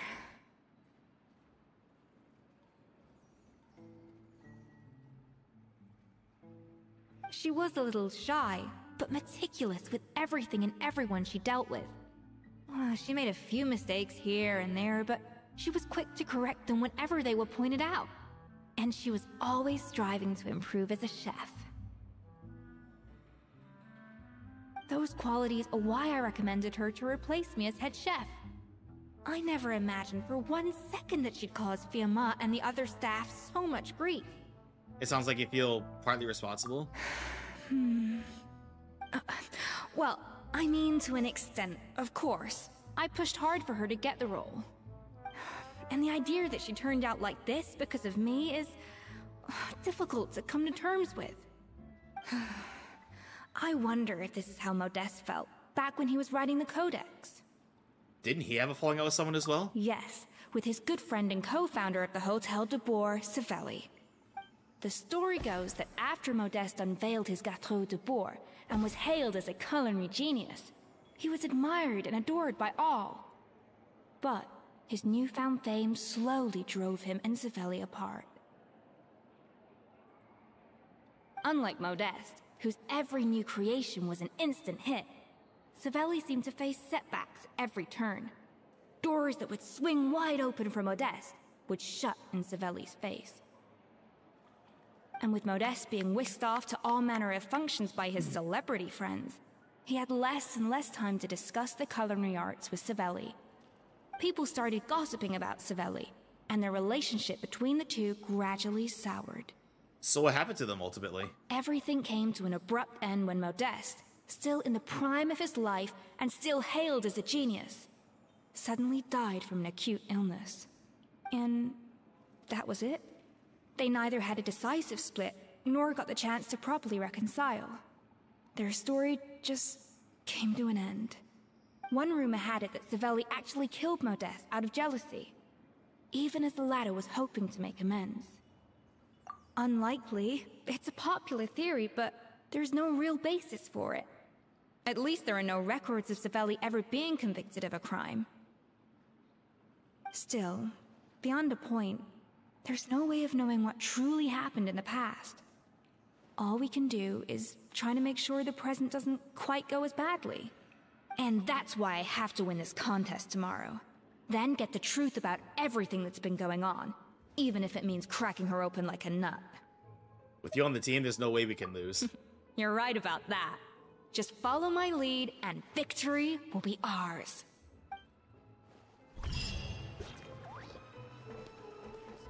Let me guess, you have to wait. Yep. Wait until noon the next day. Let's see, how are we doing on time? Okay, everybody, I'm just gonna go ahead and let this outbreak run so that we're not interrupting the thing like 10 minutes in. So we'll be right back.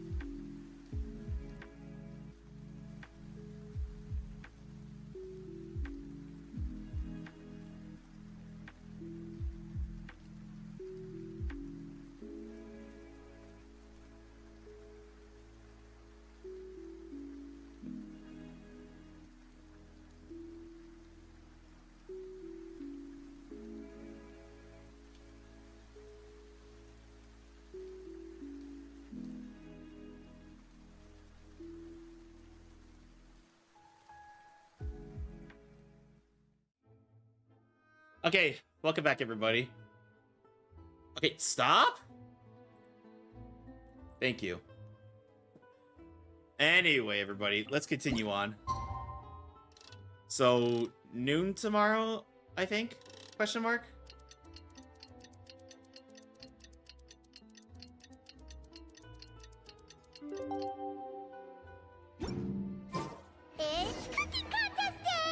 To the hotel.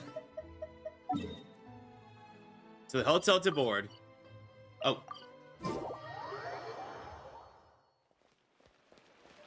Did you hear the news? Escoffier's coming back for a cooking. Ooh. Sorry, I had to pop my back Mesdames et again. messieurs, welcome one and all to the Hôtel de Bord and to this most exciting of cooking contests. Savannah, I brought the original copy of the codex you asked for. Monica? Huh. In the interests of fairness, this contest will be conducted in a double-blind format. Once the dishes are complete, they will be sent to the back of the kitchen where they'll each receive a label. The labels will be placed out of sight underneath the plates, only to be revealed after the judges have sampled them and reached a final verdict. This is to ensure that no one will know which dish is made by which contestant. As one of the judges, I promise to be fair and impartial. When my meal got interrupted yesterday, I never thought this is how they'd make it up to me. Getting a seat on the judging panel is a pretty sweet deal. Both contestants have taken their positions. Then, without further ado, let the Hôtel de Bord cooking contest commence! Here goes nothing. Gâteau de board, layer 1.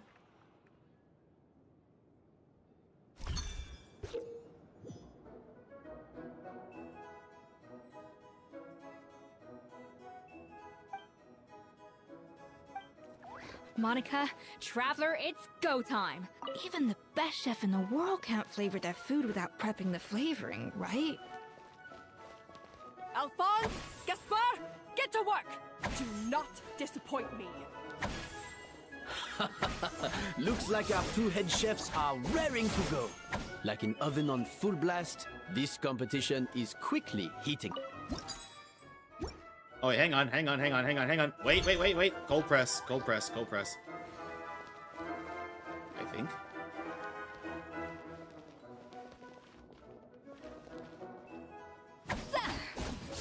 Adaptive frosting! That should be enough flavoring. Now hurry up!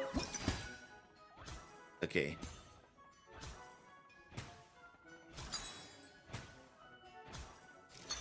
There we go. Flavors have been balanced.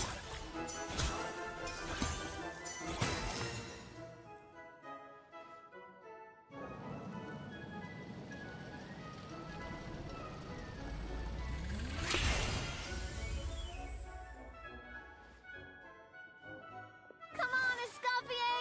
Come on, Traveler!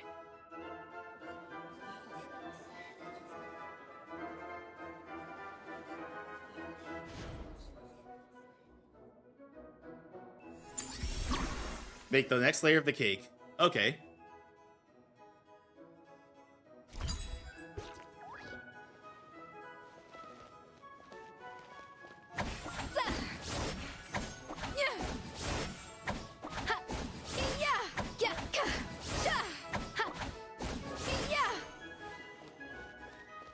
A little amuse-bouche.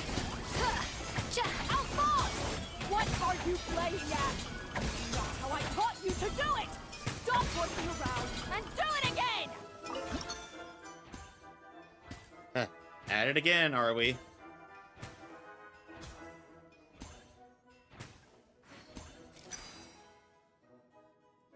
Wait, hang on. Fuck. Yes, chef! Oh, tension in the ranks on Team Savannah. Will this slow their progress? I think this will.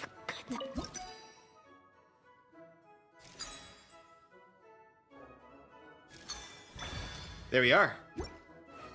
Flavors have been balanced.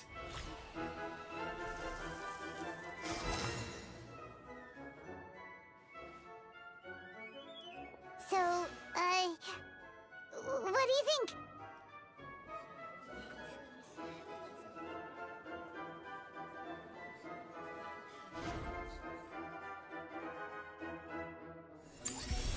Layer 3.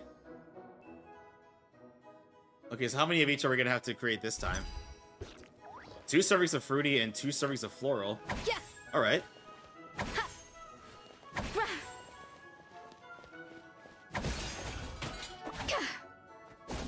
Escoffier is already on the final step of the recipe.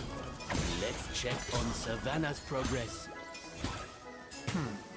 I think this flavor profile is still a little bit off. Enough! Oh, useless! Both of you, make like an egg and beat it! I'll do it myself. She hasn't learned a thing, has she? I need 2 florals and 2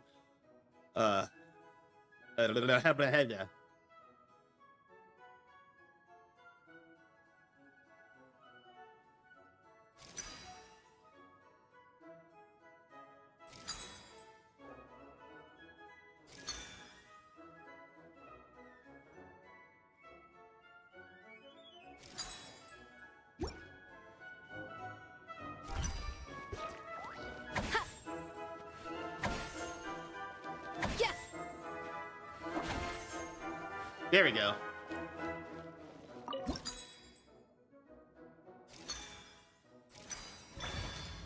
Perfect.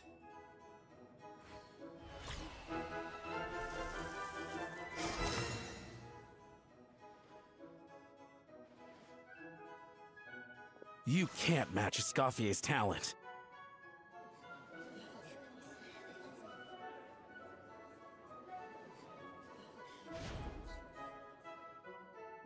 Savannah's not looking too good. I present to you Gâteau de Bourg.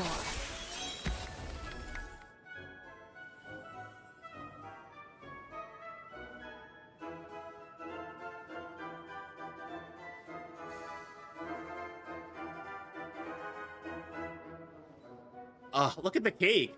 I want to eat it. That was perfect! We were like a flock of snow-winged geese, completely in sync, working gracefully and elegantly together. Great work, team.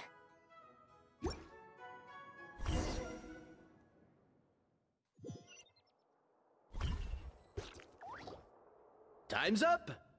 Contestants, please take your dishes to the back.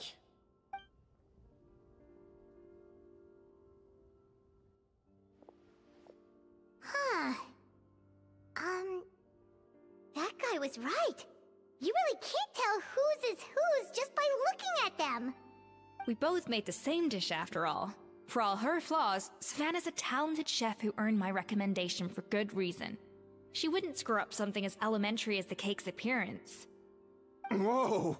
This is really rather good. Wonderfully soft and fluffy. Beautifully sweet. This is a masterclass in how to make Gâteau de Bourg. I would give this one at least 9.9 out of 10! Only because there's something about the flavor of the base. It's just a little different from the recipe I'm used to. Huh? Really? I couldn't tell. All right, on to gâteau number 2.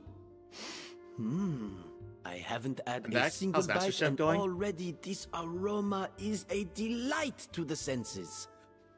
So, we both made this. So both Escoffier and Savannah made the same dish, and they had the dishes brought to the back and labeled with a plate underneath. That way, there's no bias.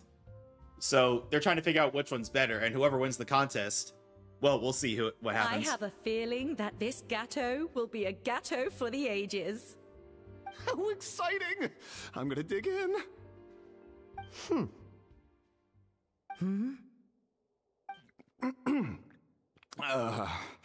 I think maybe someone got a little carried away when they were adding the sugar.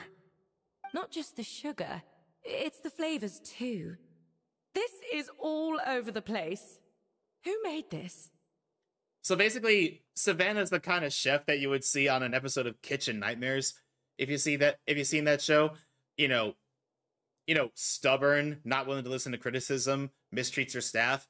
So we're doing this cooking contest to try to humble her. It appears the decision is unanimous. This gâteau is far below the standard we would expect. Whew! And Paimon thought this might actually be close. Turns out she can't bake to save her life. She spent half the time just berating her staff. Something's not right here. Savannah may not be perfect, but no way is she this sloppy. I can now declare that the creator of the first gâteau has won this cooking contest. Now, all that remains is to turn the plate over and reveal the chef's name underneath. What? It's... Savannah? No! That's impossible! Hey, Savannah! You cheated, didn't you? You cheater!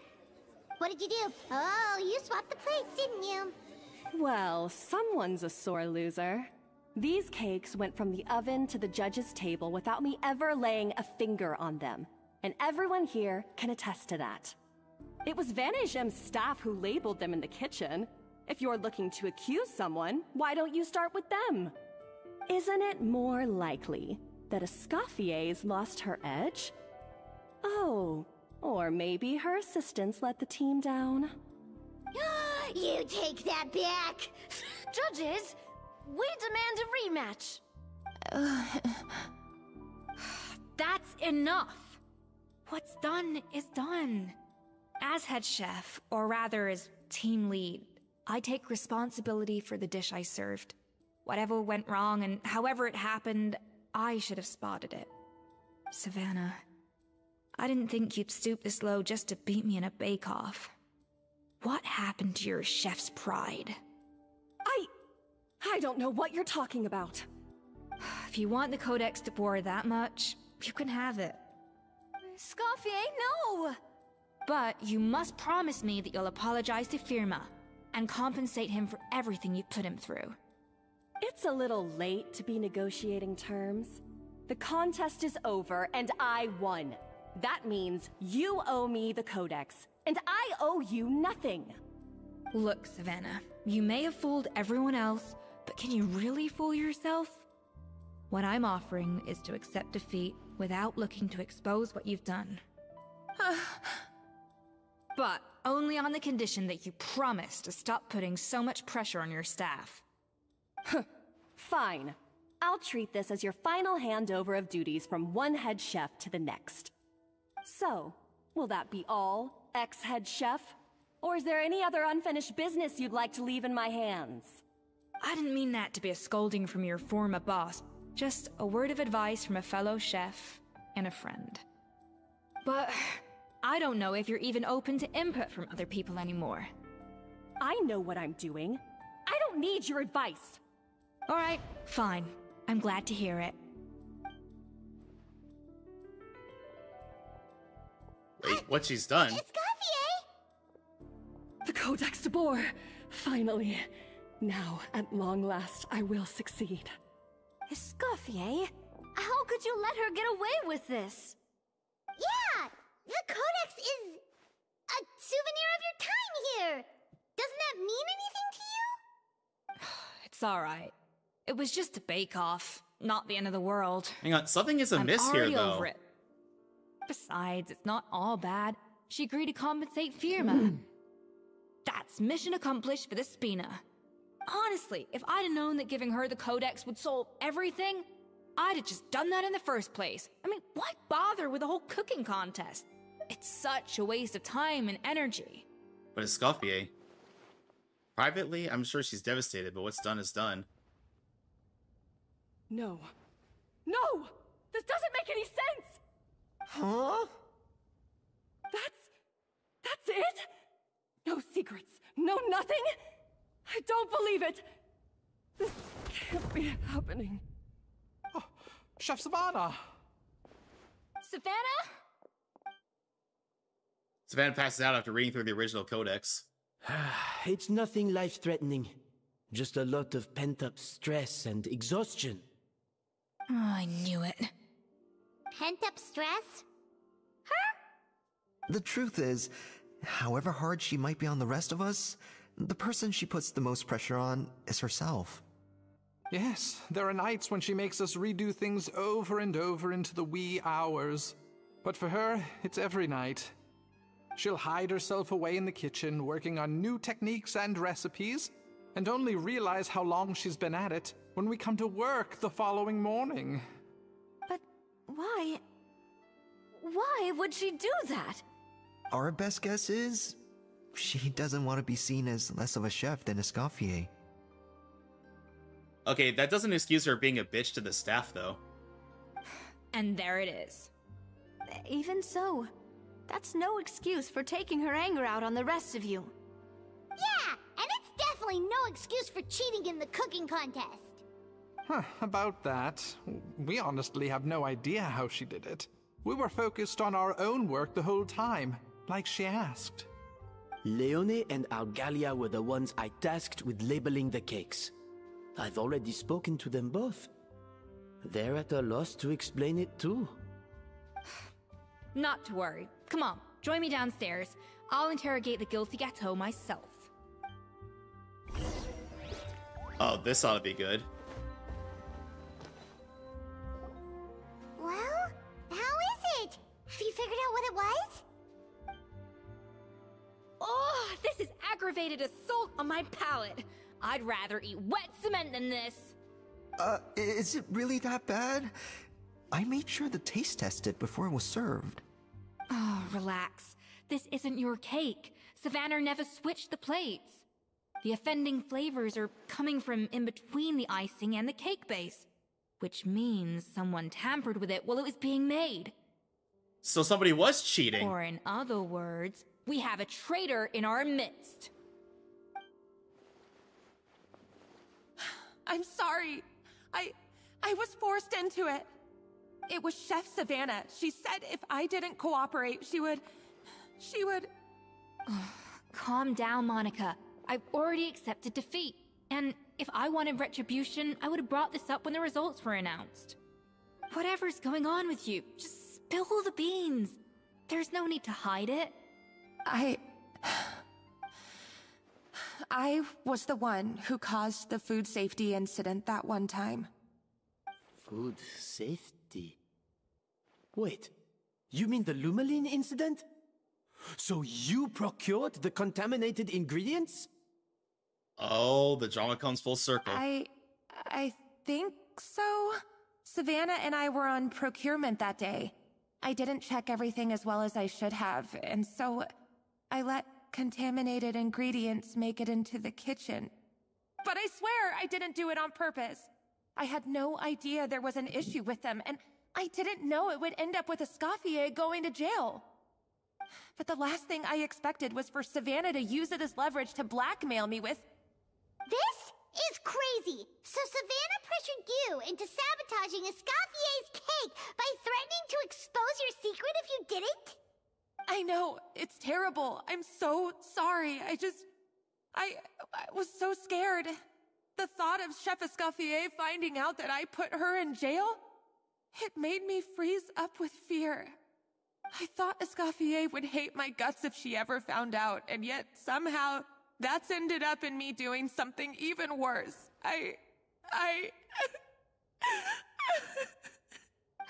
Seriously? All this fuss over a little slip-up? Huh? Firstly, it's not like I got a life sentence. I did my stint at the fortress, and now I'm out. And secondly, I had my own reasons for leaving the Hotel de Boer.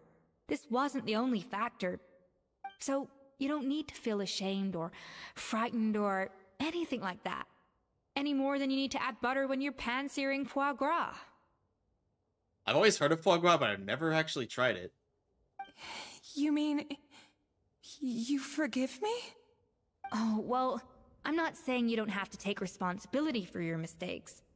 You should tell Vanagem to mark down your performance for the past few months. Then do some digging and find out exactly where those contaminated ingredients came from. Sure, you've made mistakes, but now's the time to fix them. Understood? Understood. Good. Now, back to Savannah. What about the original codex would compel her to resort to blackmail? I have my suspicions. Not that I've got any proof to back them up, though. Ugh. What happened to me? I've overheard some customers murmuring about how the Hotel de Boer hasn't been the same since Escoffier left. They think our menu doesn't taste like it used to, especially our signature items. You mean Gâteau de Boer? Now that you mention it, I noticed it during the contest too. I couldn't put my finger on it, but the flavor seems subtly different from how it used to be. But the difference was so small, I'm sure no one would notice it besides our most loyal customers and true dessert connoisseurs. Still, as head chef, it's easy to see why Savannah would get so hung up on it. So many times I've seen her make the cake base over and over again, late into the night, determined to match Escoffier's version. But something's always slightly off every time. Yeah, I've noticed that too. Never really gave it much thought, though. Thinking back on it now, it's clear that Savannah's been in a downward spiral ever since Escoffier left. She wants to prove that she can fill Escoffier's shoes. That's gotta be the reason. But after countless setbacks, she's getting more and more unhinged. And at some point along the way, she switched from doubting herself to doubting Escoffier. Doubting Escoffier? For what? She thought the codex from Escoffier was a fake. Yeah, it would explain why she was bent on getting the original at any cost. She must have thought Escoffier purposely omitted key details from her recipes when she copied them out. Also, she could retain her place as the #1 chef in Fontaine, the only one privy to all the secrets of the trade. Oh, for goodness sake. What a stupid idea. Of course. Then she finally got the codex only to discover that the secret recipes she's been pining for don't exist at all. Seeing how utterly wrong she was must have been a real shock to the system. It probably brought up everything at once. It overwhelmed her, and she passed out. There's still one thing that doesn't make sense, though. If Savannah had the real recipe all along, how come it tasted different? She might not be on the same level as Escoffier, but surely after like 50 attempts, she'd get it right one of those times. Yeah, that's what I'm curious about.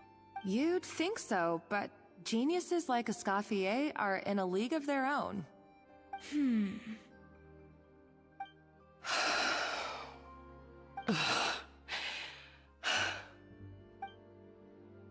She's keeping the true recipe to herself. New head chef, you say? What's her name? I don't think I've heard of her before. I wonder, can the Hotel de Boer keep its edge without Escoffier at the helm? This tastes different from last time. Is it undercooked or something?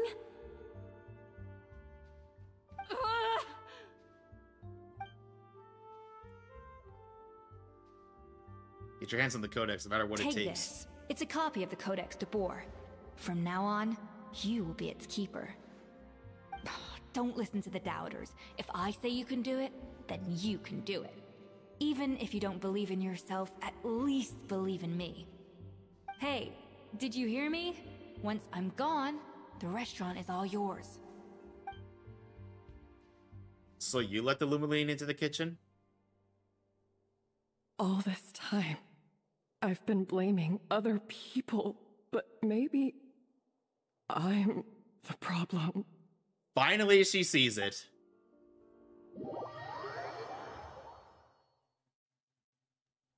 I sincerely apologize for putting everyone out. Savannah's awake now, but I don't think she's ready to speak to anyone yet.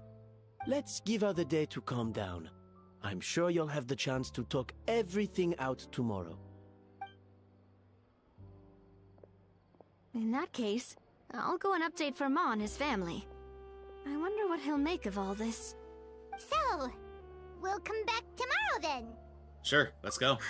That was a long day. I think I've earned myself a sweet treat when I get back home. Oh, nice! Honestly, a mood. Macarons? Or are you gonna switch it up this time? What is it, Escoffier? Traveler, how much do you know about the snow-winged goose?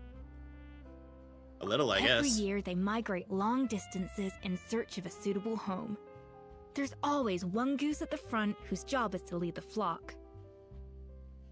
Fontaine poets often use the image of that goose to explore the ideas about leadership and genius. They usually imagine someone who's a cut above the rest, a model of perfection. But what those poets don't know is that during a migration, the lead goose is always changing. Once the lead goose shows signs of fatigue, it retreats to the back of the flock and allows another goose to take its place. So the truth is that leadership, with all the responsibilities and pressures that come with it, it's something that everyone takes turns at. But we humans completely miss that fact when we project our own ideas about social hierarchies onto them. Is this about you and Savannah? I guess what I'm saying is, I don't buy into this notion that there's some sort of gulf between normal and genius. Cooking is a science, not magic. Given the same ingredients, same recipe, and same environment, I see no reason why two different people shouldn't be able to create the exact same dish. Of course, some people have a more sensitive palate than others, and some people are just born bolder or more conscientious. But these are all variables that can be accounted for with time and practice. I'd have no reason to expect so much from others if I believed that perfection can only come from the hands of a genius. The only reason I hold people to high standards is because, well, I believe they're capable of greatness.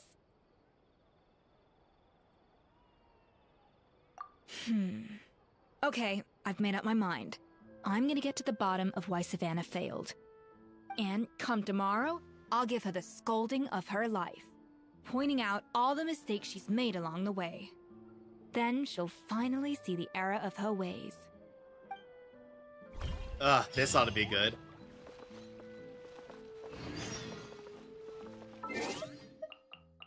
Alright, wait till the following day.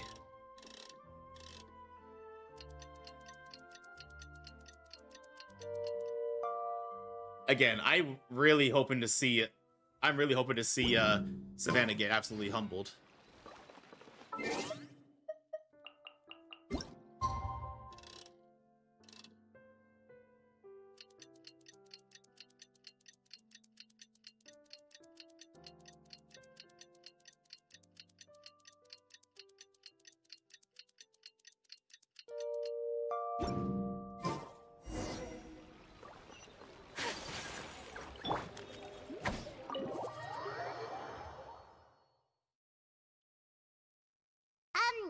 Why are we here so early? Our meeting with Berryleche isn't for a while.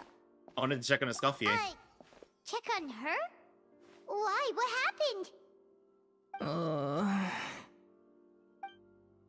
no. Escoffier, are you alright?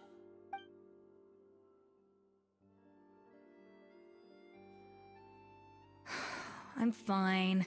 Just need to get some more coffee in me. You really did pull an all-nighter then. Huh? What happened to my coffee? Did I really drink it all? Let me get you a fresh one. Alright. Thanks. I appreciate it. Well, there's cooking facilities here. Or we could just grab a cup of coffee from Cafe Lutece, but either way, hurry!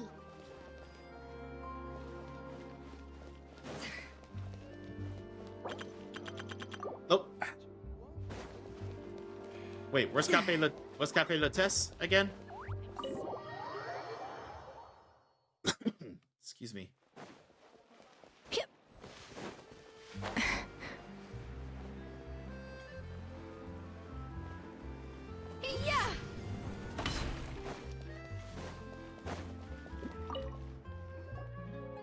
Hello, what can I get for you? I need coffee, stat. Sure thing. We're here to go. I'm grabbing it for a friend. Oh, I see. First cup of the season. Yeah, I get it. Young people these days do love their little surprises.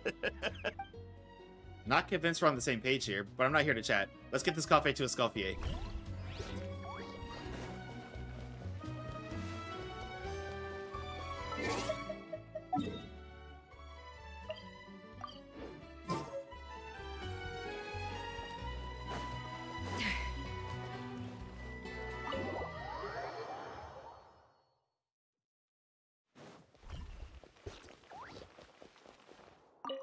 Here you go, Escoffier.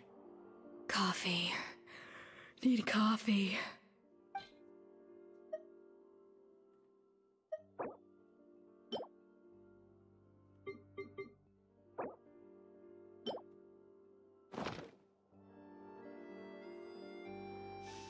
Oh, I smell coffee.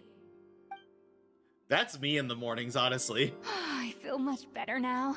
Thank you so much, Traveler and Paimon. Glad to hear it, but make sure to catch up in your sleep when you get the chance. How goes the investigation? I think I figured out where the problem lies. Honestly, it's ridiculous. I don't know whether to laugh or cry. Wait, what investigation? What are you guys talking about? I'll save it for when everyone else gets here. It's so stupidly small, I can't believe it's caused so much drama. And yet, look at this kitchen. Yes, except my failures were stepping stones to success. Escoffier, have you seen Savannah? Huh? No, not since yesterday. Why? What's wrong? After seeing her home yesterday, we were all a little concerned about how she was doing. So, I dropped by her place early this morning to check on her, only to find an empty house with the doors wide open. I left Alphonse and the others to keep watch at her home, while I checked the Hotel de Bord. I'm worried something bad might have happened. If she's not here, then where could she be? Boss, Escoffier, bad news. Alphonse? You're supposed to be keeping watch at Savannah's house. We were, but then, just after you left, we found this stuff in her house. Oh, looks like a map with a bunch of random places circled. What does it mean? Wait a second. This feels familiar. I'm sure these places are all connected somehow. Of course, from the Codex. They're all places that Modeste explored on his adventures. Modeste? Yeah, but I don't understand. The adventure logs in the Codex are too fragmented to be of any use. How come this map shows all the missing details? The Codex de Bord? Then, this place marked in red out at sea. Could that be the fabled birthplace of Gâteau de Bord? Seriously? So now she set her sights on finding the original recipe and beating Escoffier that way? Geez, Savannah. Anything to overcome a Gâteau plateau, huh? Ugh, idiot. Does she have a death wish? Those ruins are thousands of years old. Hold on. There's more. Besides the map, we also found these letters. It was you. You let the Lumaline through, didn't you? It sounds like a threat letter. Does this mean that Savannah was responsible for the safety incident? And not Monica after all? Retrieve the Codex by any means necessary. So the cooking contest and the cheating. Someone else was behind her pulling the strings? She's keeping the true recipe to herself. Ugh, this is all such a mess. Paimon needs a second to process this. First, we thought that Savannah forced Monica to cheat in the cooking contest. But now, it turns out that someone else forced Savannah to force Monica to cheat? So, did Savannah blackmail Monica? Or is it the other way around? Meanwhile, somewhere deep beneath the sea... You're finally here. Of course. I should have put two and two together as soon as I read your threat letter. The food safety incident. The demand for a cooking contest. The instruction to blackmail Monica. Even the suggestion that Escoffier was keeping secrets from me. It was all part of your grand plan, wasn't it, Monica? Wait, Monica was the problem all along?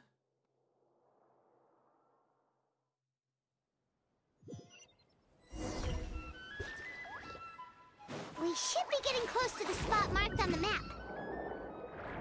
Of all the stupid things she's done, this really takes the cake. The moment we find her, I'm gonna curse the living daylights out of her.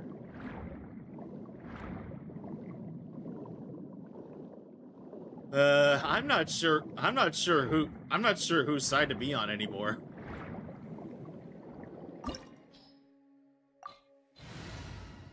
There we are. My freeze team should do the trick. Oh, excuse me.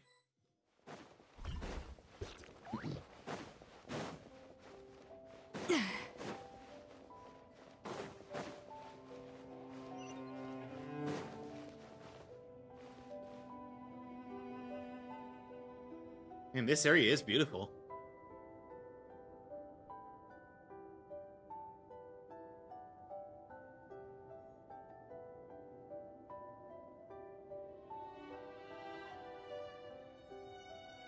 Whoa! This place looks like an underwater restaurant, doesn't it? Suddenly, the idea of an adventure chef finding secret ingredients makes a whole lot more sense. I think Modest's codex mentioned this place. A public bath from the time of Remoria. So yeah, definitely the kind of place that would have served food and drinks. Huh? Blubberbees. Some blubberbees have come to join the party? How did they get here?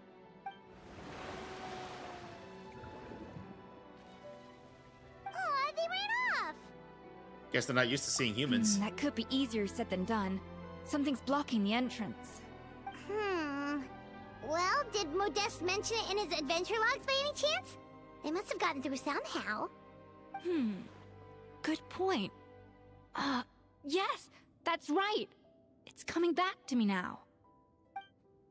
We prepared a banquet for our shy little guests, and as the food flowed away on the current, they broke into a joyous chorus, and the path opened to us. We have to feed the blubberbees? With what? There's nothing here besides rocks, romaritime flowers, and lumitoile. See, this is why you should always bring snacks. You never know when you're gonna need them. Now we have to head all the way back to shore and grab some. There's no time for that. Romaritime flowers and lumitoile will have to do. They may not look appetizing to us, but what was who lumitoile knows? again? They could be blubberbees' delicacies. Wait, we're seriously gonna try this? I mean, do you have a better idea?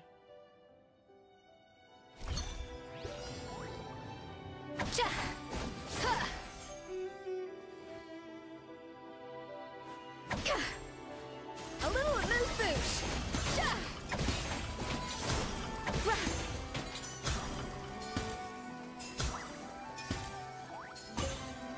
Trying to balance the flavors out.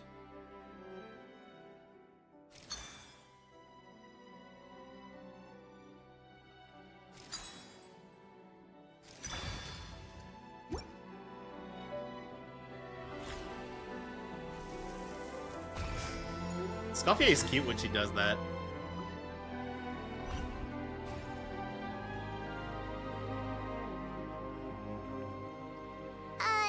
Blubberbees or not, are we sure this stuff is edible?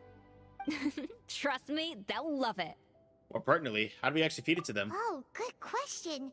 If we try to put them in the pool, we'll probably just scare them off again, and who knows how long they'll be gone. Yes, we can't afford to wait for them to double back. Oh, what was it that Modeste said again? Something about the food flowing away on the current. Put it in the streams.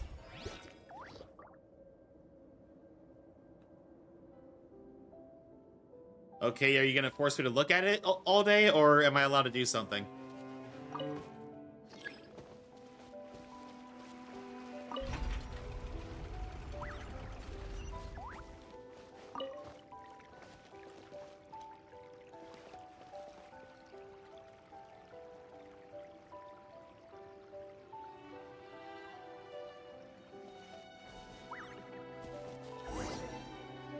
If you're not mistaken, it seems to become an even... Wow, it's really singing! It must taste better than Paimon thought! Oh, and I did one of the seals. Well, we gotta do another one, I guess.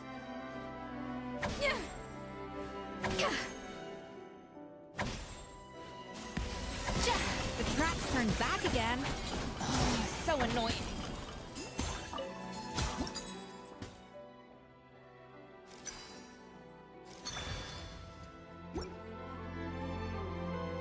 Another one.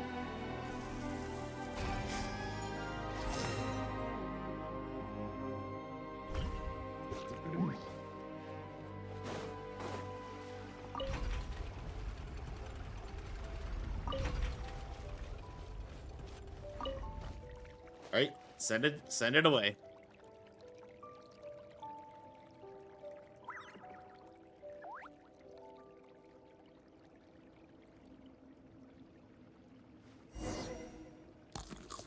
But that burping now sounds like very much like a thank you. That's funny.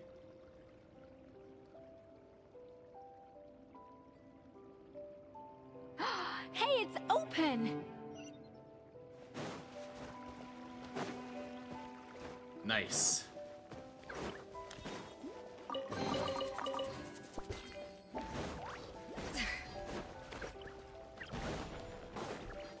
Oh, and by the way, who's excited for Dahlia and Skirk?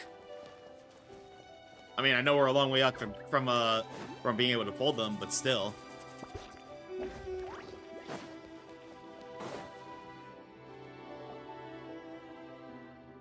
So time ago.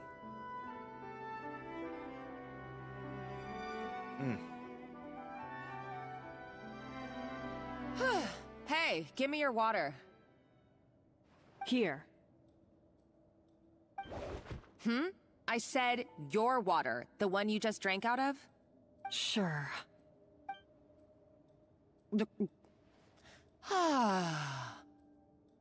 All those years slaving away under Escoffier, and then you. Today, it's finally paying off.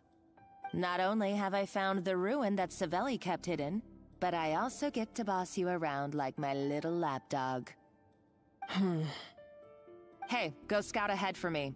If we need to do any more blast tunneling, I want to know where to lay the explosives. Did you not hear me? Get going. Why don't you do it yourself? Oh, when did you learn to fight back? You're always so compliant when I give you instructions by letter. That's because you threatened to expose me for the Lumiline incident. I swear, if I'd known what you were planning, I'd never have... Ha! Don't be so self-righteous. Admit it, you've always been jealous of Escoffier. That's why you lapped up everything I told you. I'm sorry, but after everything she put the staff through, I don't feel the least bit sorry for her. You were terrified of her finding out about your part in the Lumiline incident, and you resented the way her reputation hung over you. So you jumped at the chance to convince yourself that she was the villain, that she deliberately hid her secret recipes from you just to hold you back. It was the only excuse you needed to justify getting back at her. First, idolization, then jealousy, suspicion, and self-deception. That's what this comes down to. It was the same story with Savelli and my ancestor. He offered Modeste his friendship only to murder him out of vanity. He promised to explore the world with him, only to later destroy all records of their adventures. It's a miracle I even found this place. You have no idea the countless hours I spent piecing it all together. So you see, you're no better than Savelli. If you can't beat him, betray him, right? I am no Savelli, nor will I ever be. Oh, put a lid on it. You really think you can absolve yourself of your vindictive and jealous behavior now? Just because you finally realize that Escoffier never kept any secrets from you? You didn't show any remorse when she left, or in the cooking contest. Why start now? You have no right to redemption. You're right. I don't deserve her forgiveness. But I am done being bullied into submission by you! Ooh, feisty. But you should watch your tone. Talking to me like that could get you in big trouble. I somehow doubt that. Since I poisoned both our water bottles. What? Ever since I learned the truth. I've been biding my time, waiting for this moment. Hi, Kit Kat. Thank you for giving me a daily voice for chart. so long, and now this is payback. But you drank it too. It's what we both deserve. This is the price we must pay for betraying Escoffier. You'll die here with me, Monica. You.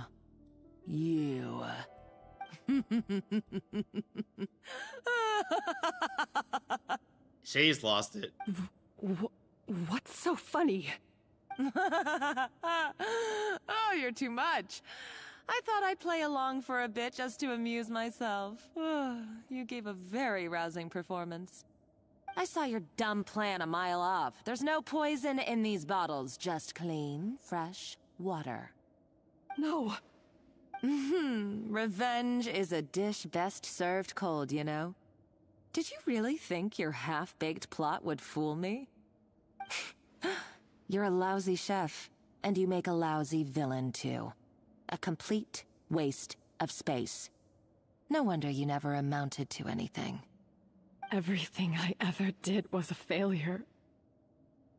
And now, I failed again, for the last time. Hey, why don't you try your hand at being a comedian in your next life? You got a good laugh out of me. But now the show's over. You should have just done like I asked, Savannah. All I wanted you to do was scout the ruins for me. But you had your chance, and now it's time to say goodbye. Stop right there! Let her go, Monica! We've got you surrounded! Escoffier?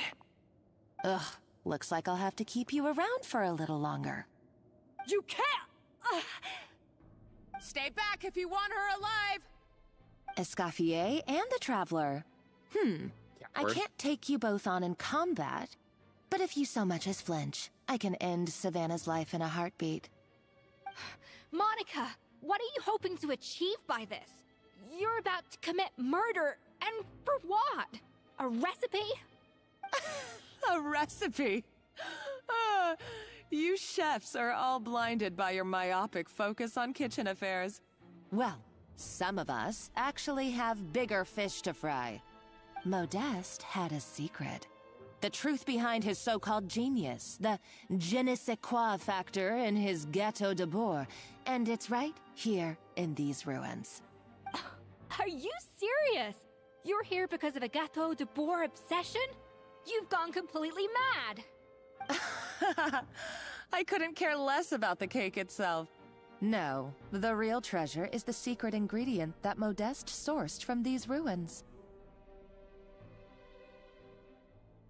He and Savelli were fools. A priceless treasure of Remoria in the palms of their hands, and they thought, ooh, this would go great in our cake mix. We're talking about a powerful stimulant that also sharpens the senses. That's no cooking ingredient. It's a groundbreaking drug. That's right, I've done my research. It was a drug that Remoria developed for their war machine. I could make a killing by selling it to the treasure hoarders or the Fatui. Will you listen to yourself? You're completely delusional. My eyes are wide open. Just wait till I get my hands on this treasure. You'll see what a fool you've been.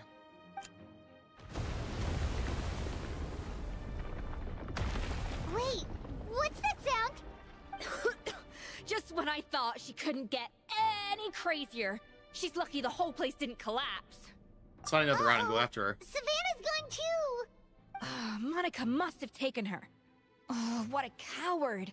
She's only taken her hostage because she knows that she's no match for you.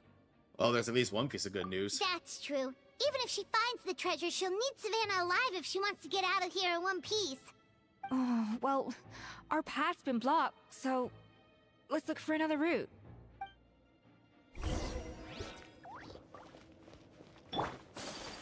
The water looks pretty deep here. Maybe it leads somewhere.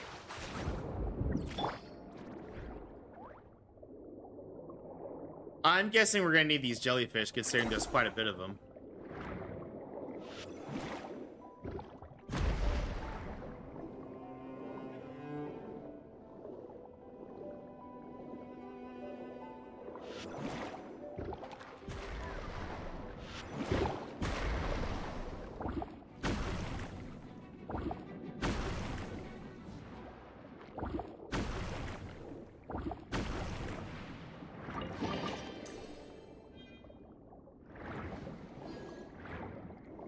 Man, I missed the underwater exploration in these levels, in this, in Fontaine.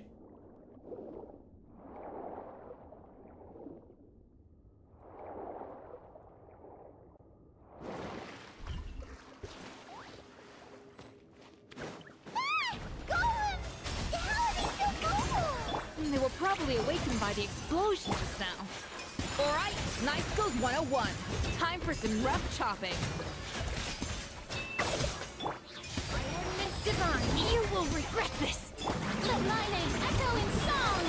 A little moose boosh. Oh, well that didn't take long.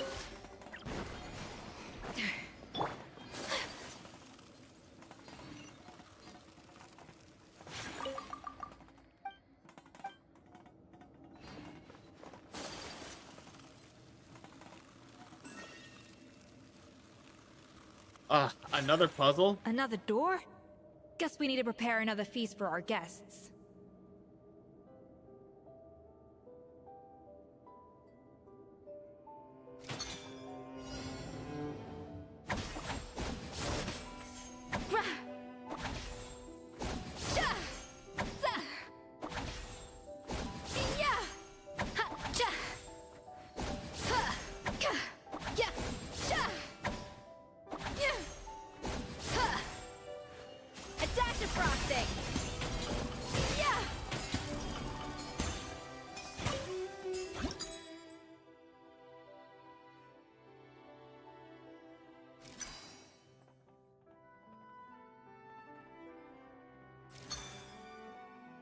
That did nothing.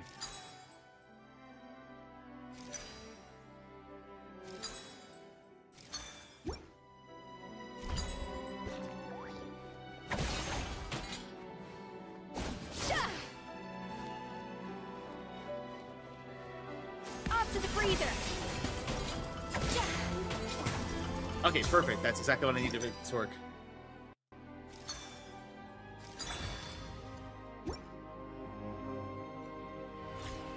Yeah, while I'm doing the puzzle, I'm gonna let the ad break run.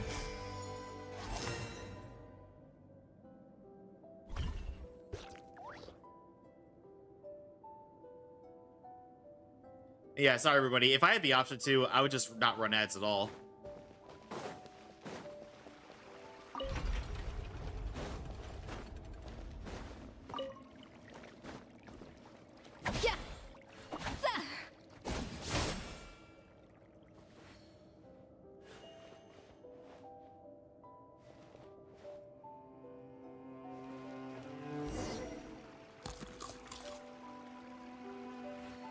It seems to really like the texture of Rome Maritime flowers.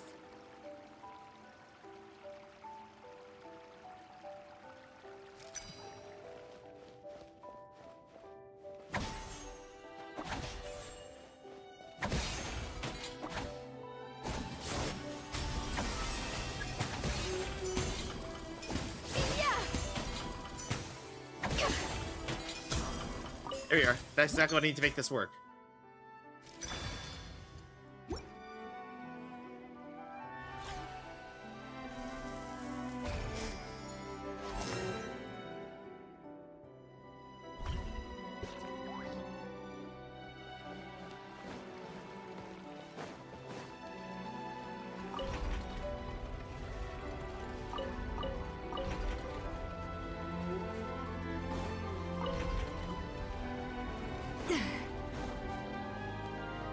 Okay, now special delivery.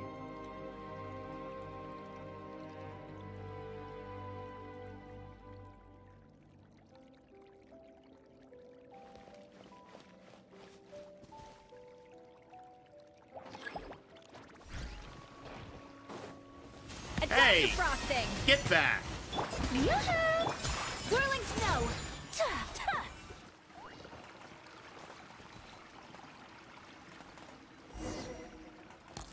Jack Spoon Frost even put Paimon to shame. I never knew Not you the, could not the process subtle Limitoll Paimon like that. blast. Alright, I've got to jot this down. Limitwalls and Maritime flowers. This could open the door to a whole new world. Yep, that's literally the plan. Wait, hold on. Which door are you talking about?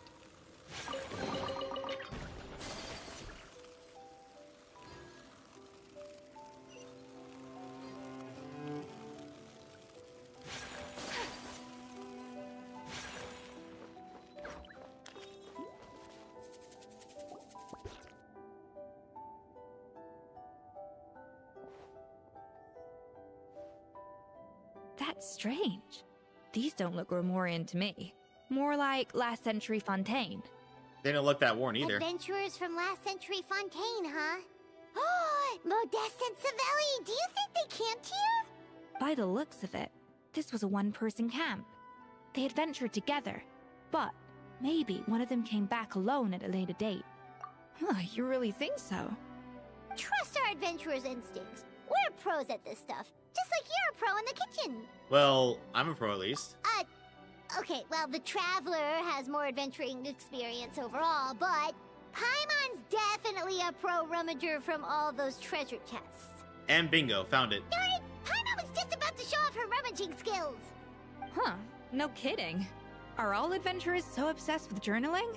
I mean, I guess I take a lot of notes when I'm cooking as well, but I thought that was just me. Anyway, let's find out who was here. It's been years since I've last visited these ruins. It's exactly the way I remember it. This place probably hasn't changed in millennia. Sadly, up above, on dry land, everything has changed. The treasure of Remoria. That's what we used to call it. Modeste was right about its potential. It turned Gâteau de Bourg into a national sensation. Our limited stock of the substance meant that the gâteau could only be produced on a small scale. But this only drove up the popularity all the more. Modeste was right about that too. He predicted all of it. He was praised as a genius, while I, as the one person who'd ever disagreed with him, was labeled a talentless fool. Modeste tried his best to console me, but I knew better than anyone just how great the gulf was between us. Our conversations grew scarce, and we saw less and less of each other. I didn't fight it. He had new friends and a career of his own. Why invite further disdain by inserting myself where I did not belong? I told myself that maybe one day, when I finally created a masterpiece of my own, I'd be able to face him without shame. Or maybe one day, when I've put these feelings of self-loathing behind me, I'd be able to ask him with a smile on my face, how about we go on one more adventure, for old time's sake?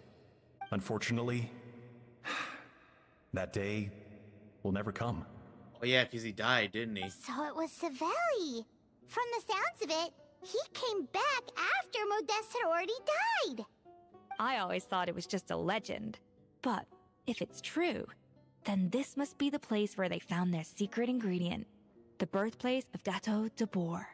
In that case, what does that say about the death of Modeste? If it's all true, maybe Savelli really did have something to do with it. Let's keep reading. The taste of Gâteau de Bourg has changed.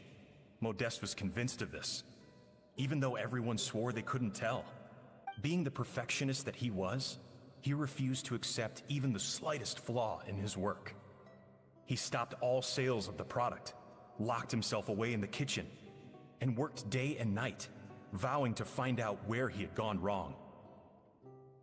But as he baked and taste tested over and over again, he found he only strayed further and further from the original taste. It was only when he was sipping on coffee one day and realized he could not taste the bitterness that the truth finally dawned on him. What had changed was not the gâteau, but his sense of taste. The treasure of Remoria stimulates the senses, taste included, and invigorates the spirit. In the short term, it offers people the ultimate gourmet experience, but in the long term, it dulls their senses entirely. In hindsight, it made perfect sense. After all, why would a culture that sought liberation from the constraints of their bodies care for the loss of their senses? But we realized it too late. We were just too late. Over the course of his many culinary experiments, Modeste exhausted the remaining supply of the treasure of Remoria. He consumed it all himself. The finest culinary talent of his generation now faced a future in which he would never be able to taste anything ever again. Finally, in despair, he took his own life. And because we had become estranged, I could not be there to stop him, to offer some words of comfort, or even to say goodbye. Yet despite everything, he sent me his final letter. The treasure of Remoria? Guess Monica was really onto something. It really was a kind of drug. So, Modeste chose to end his own life. Then, why all the rumors that Savelli murdered him? Also, neither the Codex nor any other contemporary records make any mention of the treasure of Remoria. It's almost as if someone deliberately erased it from history. Modeste told me everything in his final letter. His was a tale of how even a genius could fail, and how much more devastating it is when it happens. Did he hope I would gain some personal catharsis from knowing the truth? Or maybe he wished for me to warn the public about the dangers of Gateau de Bourg, proving that I had been right all along. But if the public ever learned how Modeste's greatest triumph became his undoing, his fall from grace would be swift and merciless. 1 minute a genius, the next a joke. It would surely spell the end for his restaurant too. What would be his legacy then? How would future generations view everything we built together? I fear the scorn I have faced these last years would pale in comparison to the scorn shown to him by the history books. I cannot let that come to pass. I will do what I must to protect his name. It will mean tampering with his notes to remove the damning details, leaving mere fragments of our story behind. It may lead his family to suspect me of having a hand in his demise. But if that's the price of destroying all evidence of my crimes, then so be it. I would rather the world believe a tale of genius and jealousy than see his reputation in tatters. The final loose end is the evidence here, at the bottom of the sea. Oh no, we've got to stop Monica. What's wrong? Didn't we say Savannah should be safe for now? So we thought, but if Monica finds out what happened to the treasure, there's no telling what she might do.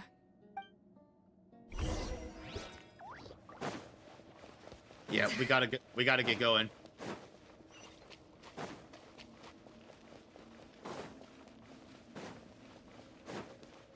Oh.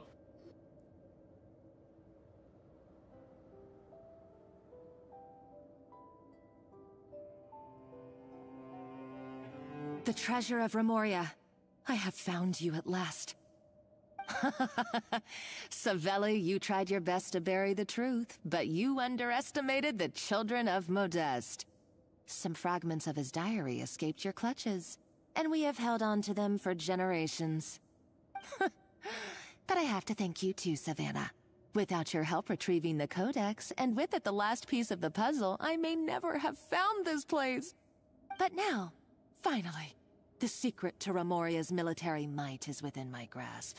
The treasure of Remoria is mine! Oh. It's empty. It's empty? Monica? Oh, we were seconds too late. Escoffier? What's the deal with that jar? Savelli's final act! He wanted to conceal the secret of the treasure forevermore and make sure it would never harm anyone again. So he came here after his friend's death and destroyed every last shred that remained. This can't be happening. All the years I spent piecing together the truth. All my painstaking planning. All that for an empty jar? Monica, don't do anything stupid. This ruin is more dangerous than you realize. Oh, shut your pie hole!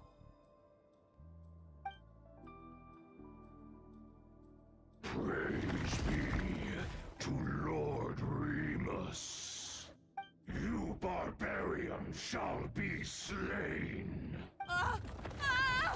Well, we tried to warn you. She's a nutcase! A liability to herself and everyone else! Well, now it's up to us to clean up the mess she's made. Take these golems out!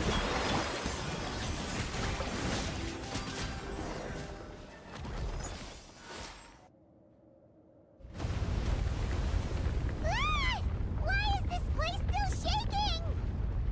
Is it because of the...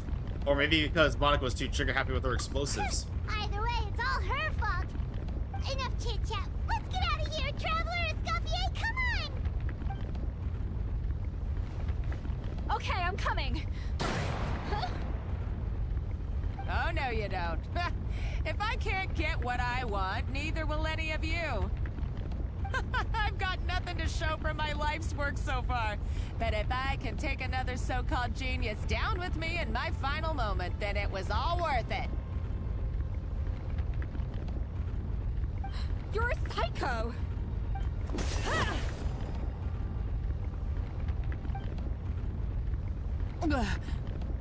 Savannah? Oh, when did you wake up?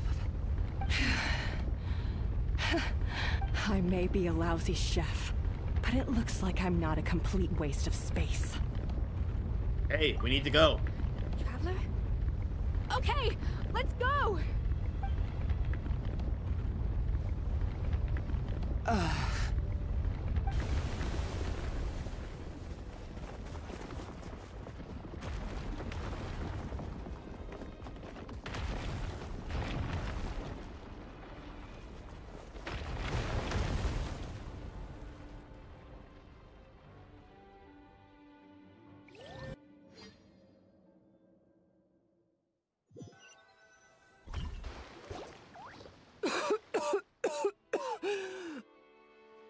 Escoffier!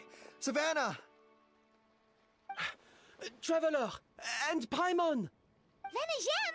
What are you all doing here? What did you expect us to do? Stay at the restaurant and sit on our merry derrieres? While the Traveler and Escoffier were out here risking their lives? We had to do something. Even though that something ended up being, well, waiting for you here instead. I don't deserve any of you. And I certainly don't deserve to be your head chef. It was my fault Escoffier had to leave. Then I couldn't live up to her standards. I acted like a tyrant in the kitchen. And now I almost got myself killed. Come back, Escoffier. Come and be our head chef again. I'll never be able to replace you. Okay, so everything I said to you the day I left, it just went in one ear and out the other? Huh? Sorry, I was kinda in my own head at the time. All I could think about was the Lumiline situation. What was it you said again? Darren to her, Escoffier. Forget it. It doesn't matter. Oh. Anyway, I didn't leave this job because of you. And you're not nearly as awful a chef as you think. If you were that bad, why would all your staff show up here for you? Escoffier's right. Sure, you nitpick our work and get us to do things over a lot. But when it comes down to it, you're the one who's always doing whatever it takes to make sure the customers get served on time, every time. Things were pretty rough after Escoffier left. And Savannah's the only reason we've been able to make it through. Our customers know that Escoffier doesn't work for us anymore. But the fact is, they keep coming back. If that's not an endorsement of your work, I don't know what is. At the end of the day, we're all human, and we all make mistakes. All we can do is recognize where we get it wrong and do our best to improve. That's all that's humanly possible. No, I get what you're saying, but what I did to Fermont and to Escoffier, it's unforgivable. Well, about that, there's someone else here to see you, Chef. It's been a while, Chef Savannah. Fermont? I'm so sorry. I put far too much pressure on you. And the way I stubbornly refused to go and see you after you fell ill. There's no excuse. But I'm too late, aren't I? The damage is done. I heard that you can't even hold a kitchen knife anymore. Actually, I think I'm going to be just fine.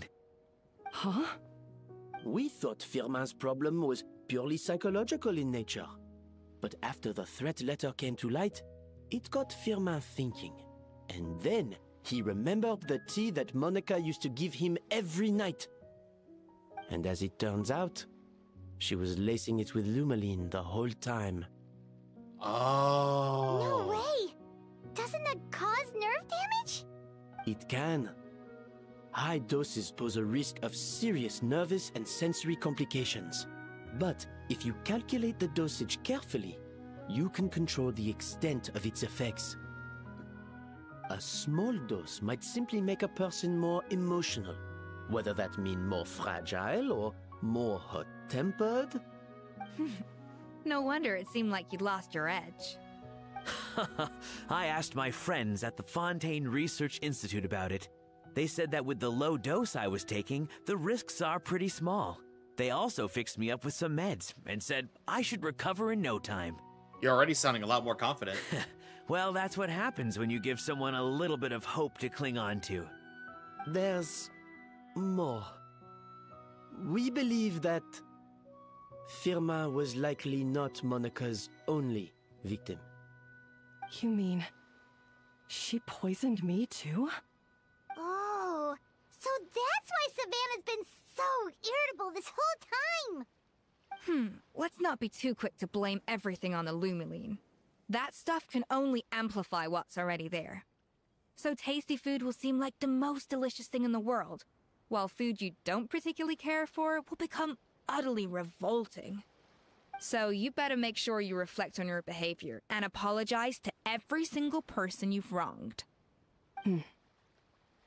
I will. That's good to hear. There's still one question that's really bugging me.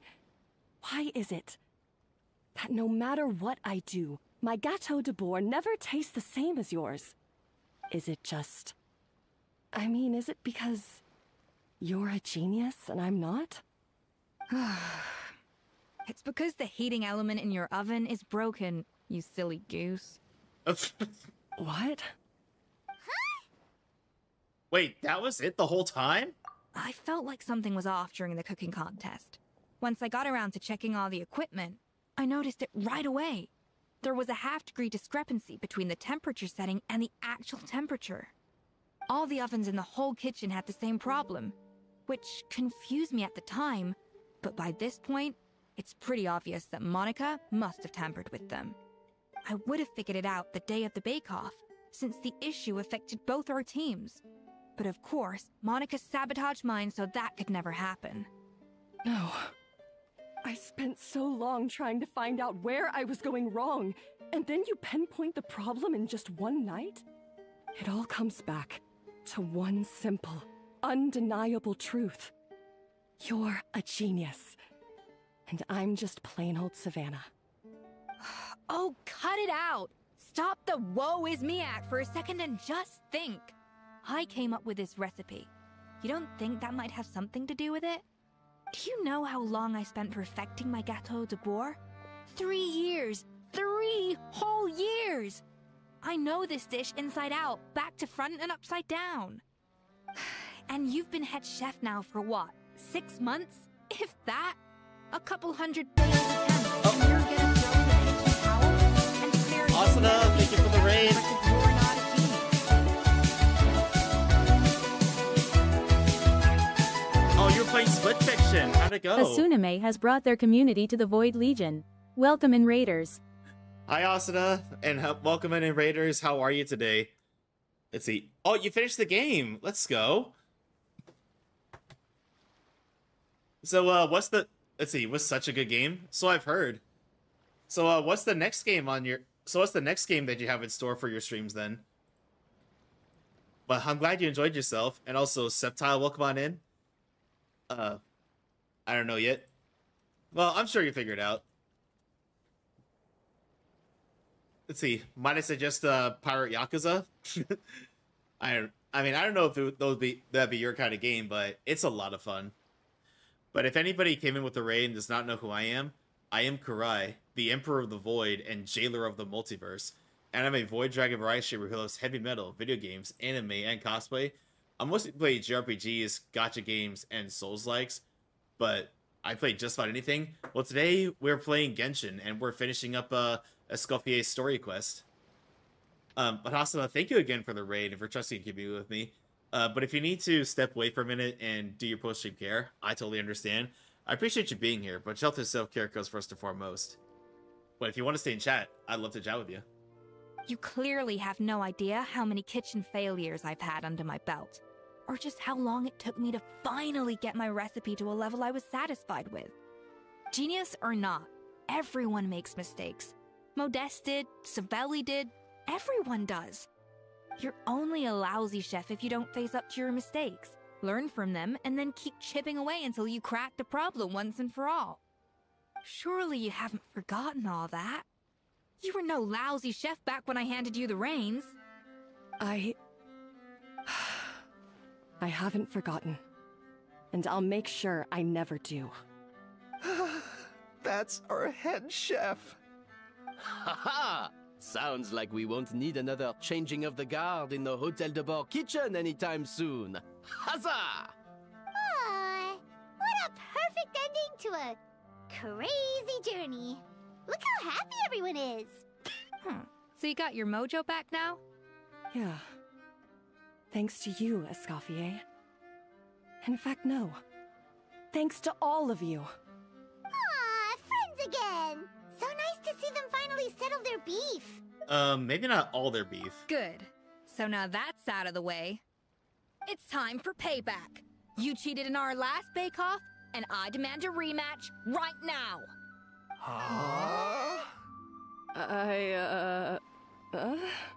But that was mostly Monica's fault, wasn't it?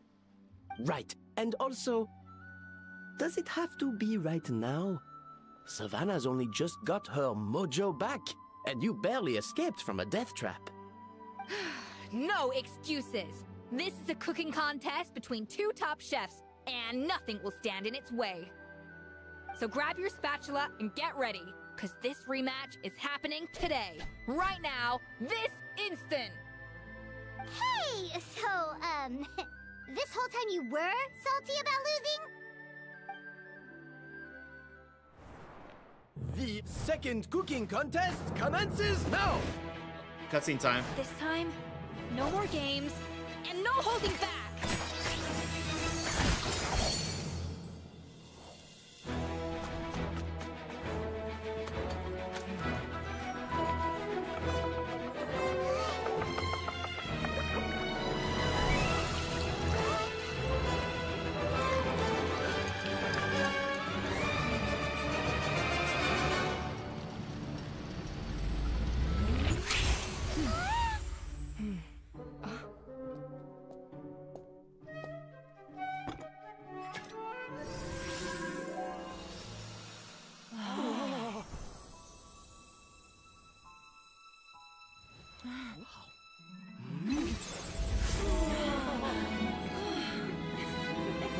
First we're in Genshin, now we're in Food Wars.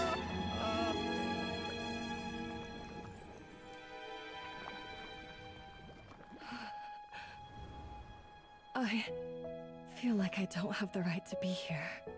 Hey, what are you so afraid of? You can't unbake it now.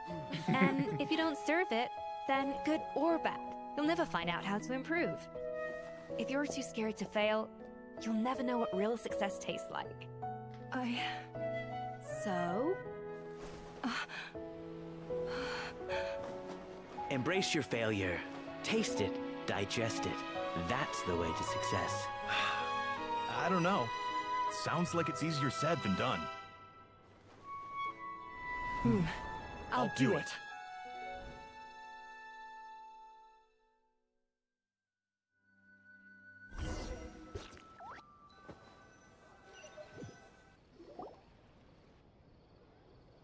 The results are in! A landslide victory for Escoffier!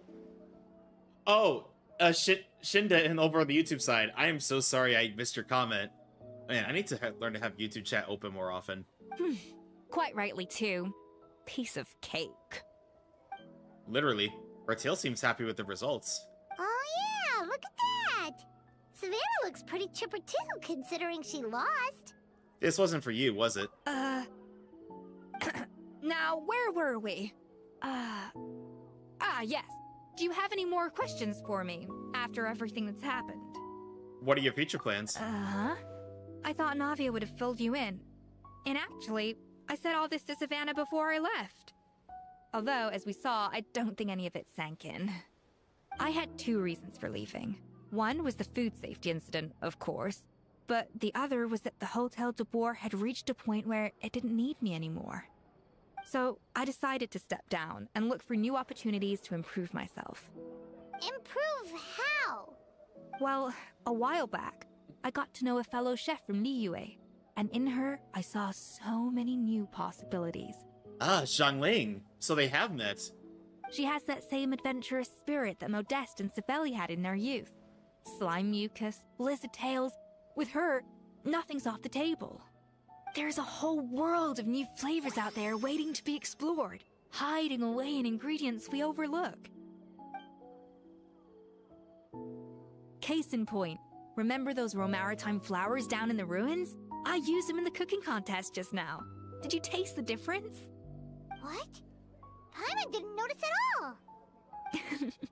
Half of the art of cooking is dissecting the recipes of previous chefs and figuring out the exact constellation of elements that gave their work its signature taste. And the other half, it lies in freeing yourself from the confines of the kitchen. You've got to go out and explore the endless possibilities out there. Uh-oh. Paimon's suddenly not sure she wants to try your cooking anymore. You should definitely make Paimon test all your most experimental dishes. Don't worry, it's not going to be a free-for-all like in Hey. Modeste's time. Before I put anything into my food, I'll obviously do my research, make sure it doesn't contain any harmful substances. In the meantime, take this. It's a recipe for Petit Gâteau de Boer, revised version. I tweaked it to suit your needs as busy adventurers. Hope you enjoy, and remember, feedback is always welcome. All right! So, do you ever see yourself returning to Hotel de Boer? Oh, of course. I've already promised Vanish M that I'll come back every once in a while to make sure the quality of the food remains at an acceptable level. Good luck to Savannah, I guess. You know, Paimon's still a little disappointed that we never got to see the treasure of Remoria. Surely Monica wouldn't have gotten drawn in so deeply if it wasn't for all the mystery surrounding the original Gâteau de Boer. Excuse me. She practically dedicated her life to finding the lost pieces of Modeste's diary. Then went to all that trouble to infiltrate the Hotel de Boer. And in the end, it was all for nothing. Her life's work became a grand exercise of futility. Since you mentioned the treasure, between Modeste's writings and what we saw in those ruins, I think I may have figured out the truth. The so-called treasure of Remoria was most likely a substance that the Remorians extracted from Lumitoiles, better known to us as Lumiline. Huh? So then, why all the hype back in the early days of Gâteau de Boer? Don't forget, it was a very different era. We could barely even refine sugar back then, so desserts were very much in their infancy. In a world of bland food, it's no wonder that the first thing to really excite people's taste buds took the world by storm. And as for the Lumiline, it may well have been somewhat valuable in ancient times, but these days, it's just another drug from the Fontaine Research Institute. Even if Savelli hadn't destroyed it all, I doubt it would be worth that much these days. So after all that, there was nothing in those ruins but worthless junk. Feels strange to say it, but Paimon almost feels sorry for Monica. She sacrificed it all only to get nothing in return. Yes, Paimon. Poor Monica. Hey! Huh? Navia? You just got back from that underwater ruin, right? Well, check it out. They ran a special issue. Did you see anything like this down there? Freshly unearthed from the ruins of Remoria. A magnificent jar thought to be over 1,000 years old. Experts say it has immense artistic and historical value. It could be worth an absolute fortune. Wait! Isn't that the jar they used to hold the treasure? If only it was still in one piece. Some butterfingers must have dropped it or something. Ugh, it's such a shame. Yeah, about that. It wasn't necessarily dropped as it was thrown down. Alright. Well, we've completed it.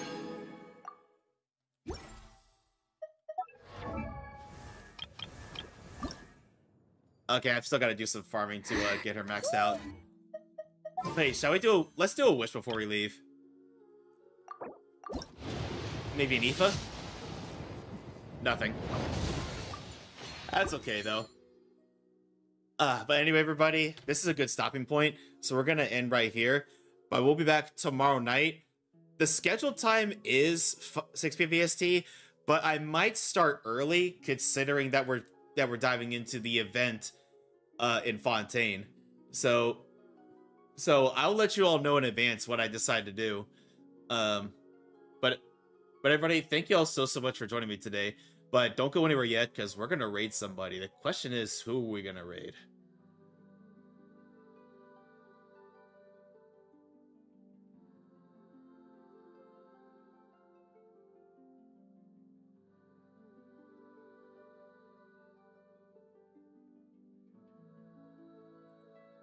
And also, everybody over on the YouTube side, if you liked what you see, definitely hit like and subscribe, and hit the bell icon if you want to see more. And everybody over on the Twitch side, again, please don't go anywhere yet, because we're gonna send a raid off to somebody.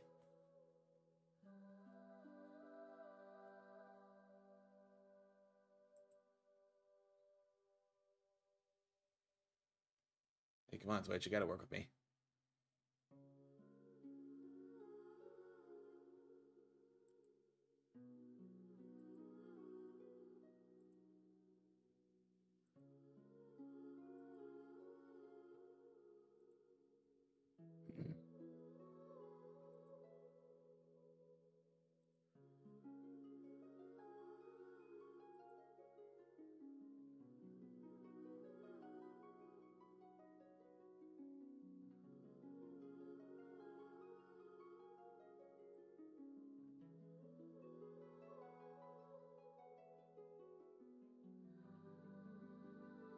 You know what? Let's send a raid to Latte. Latte is currently playing Infinity Nikki. Again, everybody, please stick around for the raid. You do get 250 bonus chapter points if you do stick around for the raid. And obviously, if you like the streamer, drop them a follow, show them some love. We're gonna send a raid over to Likely Latte, who again is currently playing Infinity Nikki. And everybody, please show love to Latte. She is very sweet, a lot of fun to hang out with. Oh yeah, let me get the raid messages out. Copy paste the first raid message if you are subbed, the second one if you are not.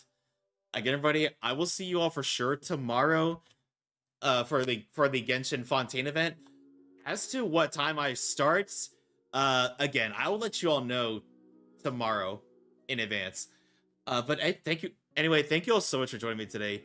Please go show Latte the same love you show me. I'll see all of you next time. Good night, everybody, and take care.